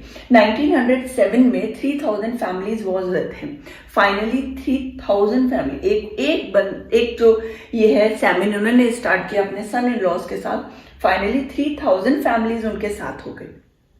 ये प्रोटेस्ट ही करने का तरीका था, उनको रोकने का तरीका था। तो एक जावा का पूरा ये एग्जाम्पल किससे रिलेटेड है, वही फॉरेस्ट सोसाइटी और कॉलोनियलिज्म। और यहाँ पे कौन था, जावा के बारे में बात हो रही है। रूल कौन कर रहा है, डच, जो नीदरलैंड हो गया। इतनी बात समझ में आ गई है। चलिए अब देखो हम बात कर रहे हैं वॉर एंड डिफॉरेस्टेशन का। वॉर एंड डिफॉरेस्टेशन में क्या है, वॉर उनके बारे में बात नहीं हो रही जो इंडिया में हुए थे, सेकेंड और फर्स्ट वर्ल्ड वॉर के बारे में बात हो रही है। Major impact on forest, forest की कटिंग में इनका भी बहुत मेजर इम्पैक्ट रहा था। किस बारे में, सिर्फ एक इंडिया के बारे में बात नहीं कर रहे हैं, हम जावा के भी बारे में बात कर रहे हैं। In India cutting tree abundantly, the working plan major deforestation to meet war need. Cutting trees किस लिए, वॉर में यूज करने के लिए, हमने पहले भी पढ़ा है, वहां की सप्लाई होता था, जर्मनी ब्रिटेन, जो ए और बी टीम मैंने पूरा एक्सप्लेन किया था ना, ए और बी टीम कैसे लड़ रही है, जिसमें जर्मनी जापान वो लोग हैं, ब्रिटेन है तो अलग दूसरी टीम में। तो उनको क्या चाहिए था, हर चीज के हर काम के लिए एक तो वर्कर चाहिए थे, वो इंडिया से गए थे। और फॉरेस्ट की कटिंग इसलिए होती थी क्योंकि वुड चाहिए था, वुड किन चीजों के लिए वॉर में काम आ रहा था। तो ये जो एक तो प्लानिंग के साथ कटिंग हो रही थी, मगर वो प्लानिंग तो उन्होंने सब कुछ हटा दिया, सोचा इनको तो हटाओ, प्लानिंग जितना हो सकता उतने पेड़ों की कटिंग करो। तो मेजर डिफॉरेस्टेशन उस टाइम पे इंडिया में होता to meet war need, war में कम, इंडिया से रिलेटेड नहीं, सब कुछ फर्स्ट और सेकंड वर्ल्ड वॉर के टाइम की बात हो रही है, वहां पे जा रहा थी सारी। और जावा में क्या हो रहा था, Japanese were going to occupy region. अब क्या हुआ, जेपनीज जर्मनी की तरफ है ना, उन्होंने जावा वाले एरिया को ऑक्यूपाई कर लिया था। लड़ते लड़ते वो इंडिया के काफी करीब आ गए थे, म्यांमार और इंडोनेशिया उस तरफ ही है ना। तो देखो उन्होंने क्या किया, वो जो जावा वाला एरिया है वो उन्होंने अपना वो जो रीजन है जापानीज ने ऑक्यूपाई कर लिया। तो डच वालों को वहां से भागना पड़ा, जाना पड़ा, भाई हार तो वो गए ही थे।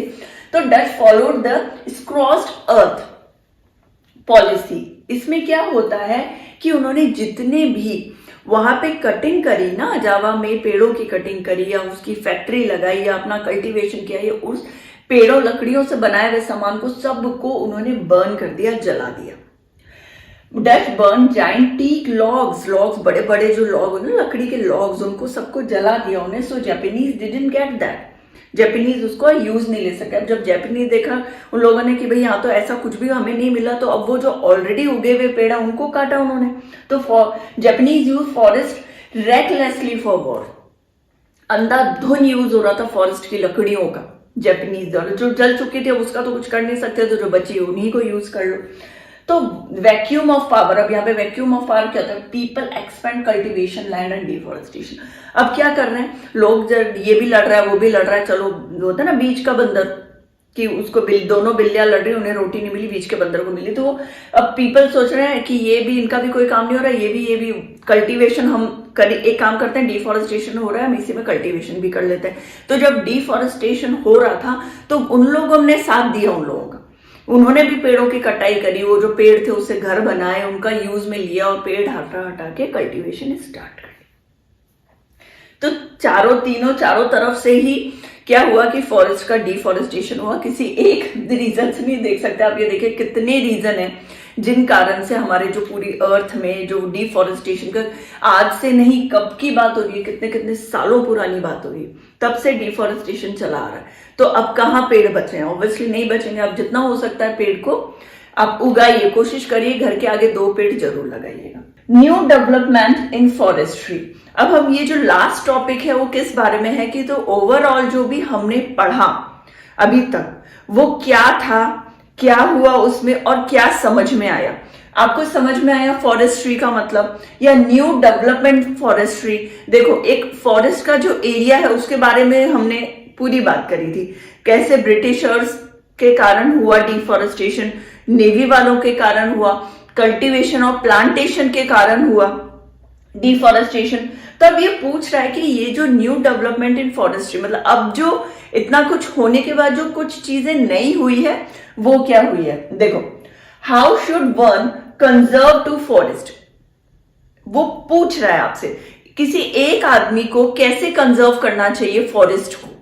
तो आपको लगता है लाइक ब्रिटेन वालों ने जैसे किया, like Britishers, we should conserve our forest? Definitely not, बिल्कुल भी नहीं करना चाहिए उस तरीके से। तो वो तरीका बिल्कुल ही गलत है। क्यों? क्योंकि वो तो सिर्फ प्रॉफिट के लिए, खुद के लिए, खुद उनको टिम्बर उगाना था। टिम्बर क्यों चाहिए था उनको? अपने नेवी वालों के लिए, या फिर वर्ल्ड वॉर के कारण जो भी यूज करना था उनको, वुड का यूज उनको आना था, इसलिए वो लोग डिफॉरेस्टेशन कर रहे थे, कल्टीवेशन कर रहे थे, मगर वो सिर्फ उन प्लांट्स का या उन ट्रीज का कल्टीवेशन कर रहे थे जिसकी उन्हें जरूरत थी। तो क्या हमें उस तरीके से फॉरेस्ट को कंजर्व करना चाहिए? तो डेफिनेटली नॉट, ये बिल्कुल गलत था। Since 1980 government across Asia and Africa, देखो यहाँ एशिया और अफ्रीका दोनों का नाम इसलिए दिया गया क्योंकि एशिया और अफ्रीका में बहुत तरीके से जो है कि वो सिमिलरिटी है। एक तो यहाँ भी कॉलोनियल रूल था, वहां भी एक टाइप पे कॉलोनियल रूल रहा गया था। तो वहां जैसे उनको एक्सप्लॉइट किया जाता था ना वहां के नेटिव्स को, वैसे ही सेम इंडिया के साथ हो रहा था। तो काफी कुछ सिमिलरिटी थी। यहाँ भी पेड़ जो है वो एक्सेस में ही थे, और अफ्रीका में तो आप जानते ही मोस्टली जंगल वाला एरिया है, अमेज़न वही है अफ्रीका में। तो ये जो टाइम है 1980 का, government across Asia and Africa, वैसे तो उन लोगों ने तब तक 1980 तक काफी ज्यादा डिफॉरेस्टेशन वो कर चुके थे। हाफ ऑफ दी जो कंट्री था वहां से deforestation, half of the more even उनका डिफॉरेस्टेशन हो चुका था। दे रियलाइज, तब उन्हें क्या रियलाइज होता है, that the conflicts in scientific forestry, ये जो साइंटिफिक फॉरेस्ट्री का जो प्रोसेस इन्होंने सालों से चला के रखा, वो सही है या गलत, इस बारे में ये लोग क्या करते हैं, एक मीटिंग बुलाई जाती है। कुछ लोग बोलते हैं कि ये सही था और कुछ लोग बोलते हैं ये बिल्कुल गलत था, ये सही नहीं था इन्वायरमेंट के लिए भी, उस कंट्री के लिए भी, और आगे वाली जनरेशंस के लिए भी। तो they realize the conflicts in scientific forestry that people conservation of forest rather than collecting timber. देखो, कंजर्व करना चाहिए था हमें फॉरेस्ट को रेदर देन कलेक्टिंग टिम्बर। ज्यादा से ज्यादा टिम्बर कलेक्ट किया, जो टिम्बर के पेड़ लगे थे वो तो बचे ही नहीं। उनके बाद जो उनको आपने उगाया उसकी भी जो स्पीड थी बहुत स्लो थी उगाने की। काटने की स्पीड, अगर 10 पेड़ काट रहे हो तो आप 2 पेड़ लगा रहे हो, तो आप ये सोचो एक पेड़ को बनने में, डेवलप होने में कितना टाइम, कितने साल लगते हैं, और एक पेड़ को काटने में कितना टाइम लगता होगा, 15 या 20 मिनट। तो उसको उगने में उतना ही टाइम लग रहा है। जो ऑलरेडी टिम्बर था इंडिया के पास, तो वो लोग ऑलरेडी यूज कर चुके थे। बाद में उन्होंने टिम्बर का कल्टीवेशन करवाया था ना, मैंने बताया आपको, वर्ल्ड बैंक ने बोला साल के जो ट्रीज हैं वो सब हटाइए और क्या कल्टीवेट करिए, टिम्बर। मगर कुछ दिनों बाद ये एनवायरमेंट, जो साइंटिस्ट होते थे, एनवायरमेंटलिस्ट होते थे, उन्होंने बोला कि नहीं, ये जो प्रोसेस है गलत हो रहा है। जब इन्होंने देखा कि बहुत सारा डिफॉरेस्टेशन इसके इस रीजन से हो गया है, conservation of forest rather than collecting timber, ये बात उन्हें बहुत ही कुछ ज्यादा ही जल्दी समझ में आई finally. People who live near forest need to conservate forest. उन्होंने बोला जो लोग वहां पे रहते हैं, देखो अभी तक वो क्या कर रहे थे, वहां के जो रहने वाले लोग उनको और दूर कर रहे थे, जो समझते थे जंगलों को, जो जानते थे किस तरह पेड़ को हम कटिंग करेंगे तो अगली बार दोबारा ग्रो करेगा, या उसकी स्पीड अच्छी होगी, या इतना बड़ा पेड़ है तो उसको जस्ट हाफ काट देंगे तो वो ग्रो करेगा, हाफ से थोड़ा और कम काटेंगे तो वो ग्रो करेगा। ये सब चीजें किसके नॉलेज में थी, वही लोग जो ऑलरेडी उस फॉरेस्ट में रह रहे थे ना, जो आदिवासी या जावा वाले लोग जो हमने पढ़ा, कंगराज के, वो लोग रह रहे थे, उनको पता था ना। तो उनको तो आपने दूर कर दिया था, आपने अपने रूल्स चालू किए। तो अब ये बोल रहे हैं people who live near forest need to conservate forest. Finally वही चीज जो पहले थी कि कंजर्व तो वही लोग कर सकते हैं, वही समझ सकते हैं फॉरेस्ट को, because in many cases local communities contribute a lot in conservation. Local जो कम्युनिटीज हैं वो बहुत हेल्प करती हैं फॉरेस्ट को कंजर्वेट करने के लिए। वो भी अपने यूज के लिए वहां से वुड लेती है, वो भी अपने यूज के लिए वहां के प्लांट्स, मेडिसिन यूज कर रही है। वो अपने कैटल को ग्रेस कराते ये सब काम कर रही है। क्यों? उन्हें पता है कि क्या टाइम लिमिट है उस पेड़ को उगने का, या फिर वो जो है फर्टिलिटी वैसी की वैसी बनी रहे, ऐसा। वो अंधाधुंध कटाई छटाई नहीं करते हैं पेड़ों की। तो उनको ये बात समझ में आई, मगर वो बहुत टाइम निकल चुका था, काफी लंबा टाइम ऑलरेडी हम उसमें वेस्ट कर चुके थे।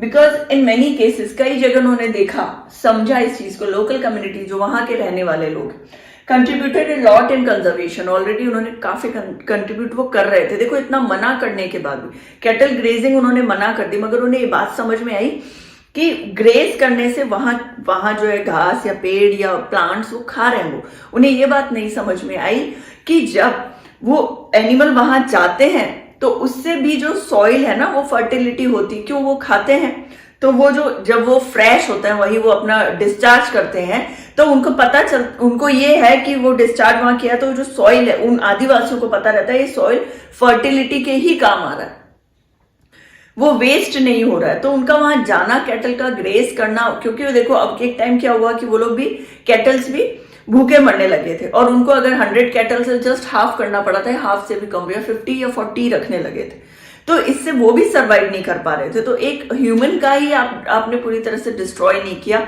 एक कल्चर डिस्ट्रॉय नहीं किया, एक फॉरेस्ट को एक डिस्ट्रॉय नहीं किया, इवन आपने एनिमल्स को भी डिस्ट्रॉय किया था। तो people live near forest need to conservate forest, ये हमें बात समझ में आ गई। ठीक है, और ये फिर है सैक्रेड ग्रोव्स। इसमें क्या होता है कि वो लोग पूजा करते थे। पूजा किनकी करते थे? पूजा करते थे फॉरेस्ट की, रिवर की, माउंटेन की, ट्रीज की। हम तुलसी की जैसे पूजा करते हैं, हम पीपल की पूजा करते हैं, वैसे जब आप किसी चीज को पूजने लगते हो, पूजा करने लगते हो, तो आप उसको डिस्ट्रॉय करने की बात मन में नहीं सोचोगे। डेफिनेटली आप अपने पेरेंट को इतना प्यार करते हो, उनकी पूजा करते हो, तो आप उनको उनसे दूर होने की, उनको अलग हटाने की नहीं सोचोगे। सेम चीज है जब ये लोग उन्हीं सब की पूजा करते थे। तो आप ये देखो कि ये लोग जो साइंटिफिक चीज है तो चलो हम एक बार साइड में करते हैं, मगर इनके थॉट्स कितने क्लियर थे, कितने अच्छे थे।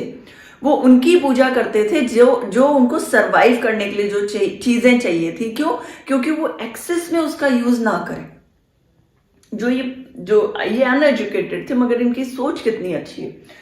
ठीक है, तो वो प्रे करते थे उन्हें as a god. People protect forest in this sense. इस सेंस में जो लोग हैं वहां के प्रोटेक्ट करते थे फॉरेस्ट को।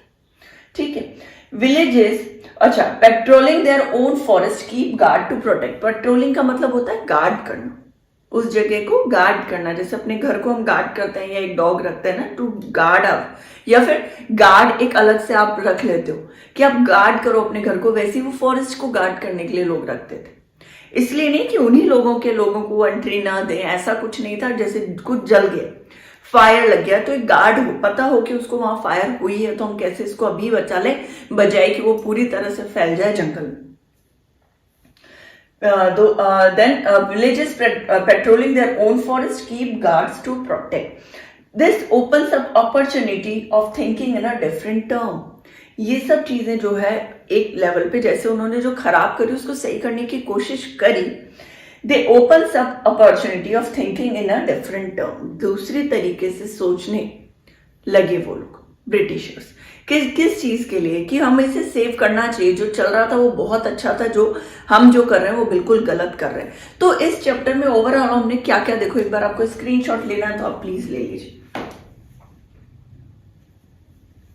इस चैप्टर में हमें ये चीज समझ में आ रही है कि डिफॉरेस्टेशन किन किन रीजन से हुआ, क्या क्या चीजें हुई डिफॉरेस्टेशन से। देखो एक बात समझ में आती है, डिफॉरेस्टेशन हुआ क्यों। फर्स्ट ऑफ ऑल ब्रिटिशर्स के कारण। उन्होंने अपनी रूलिंग किया, उन्होंने बोला कि हम यहाँ जो ये चीज कल्टीवेट करोगे या यहाँ से फॉर डिफॉरेस्टेशन होना चाहिए, यहाँ पे फैक्ट्रीज लगेगी या फिर हम नया प्लांट्स ओपन करेंगे, उस कारण डिफॉरेस्टेशन हुआ। एक डिफॉरेस्टेशन हुआ जो ओन वहां के खुद रहने वाले लोग थे, उन्होंने न्यू प्लांटेशन और कल्टीवेशन के लिए कि हम इस तरीके से कल्टीवेट करें या हम ये चीज उगाएंगे। या देखो वर्ल्ड वॉर के कारण ऑलरेडी, जैसे हमने समझा, वर्ल्ड वॉर के कारण जावा में जापानीज आए, तो उन्होंने तो अपने तरीके से कल्टीवेशन, वुड की कटिंग करी। जो डच थे उन्होंने भी कटिंग करी। जो वहां के रहने वाले लोग हैं उन्होंने बोला चलो दोनों ही लड़ रहे हैं तो बीच में हम भी कुछ यही सब कटिंग वटिंग करके, पेड़ों की कटिंग करके हम भी यूज में ले लेते। तो ये जो चीजें हैं इस वजह से भी कल्टीवेशन, डिफॉरेस्टेशन हुआ। फिर उसके बाद हमारा एक रीजन और था डिफॉरेस्टेशन का, कि हमें रेलवेज के लिए प्लैंक यूज करने थे, रेलवे ट्रैक बनाने के लिए प्लैंक यूज करने थे, उसके लिए डिफॉरेस्टेशन हुआ। नेवी को बोट्स चाहिए थी, इसलिए डिफॉरेस्टेशन हुआ। तो कोई एक रीजन नहीं था, इन सालों में इतने सारे रीजन थे डिफॉरेस्टेशन के। जो अब हम जो प्रॉब्लम जो क्रिएट हो रही है ना ग्लेशियर्स की, कि हर साल वो एक लेवल था कि इतना ऊंचा था, वो उसका जस्ट हाफ का भी कम होते जा रहा है ग्लेशियर। तो आप ये देखोगे कि ये चीजें आज से शुरू नहीं हुई, सालों से शुरू हुई थी, जो अब धीरे धीरे धीरे धीरे हमें ये प्रॉब्लम समझ में आ रही है finally. Thank you so much.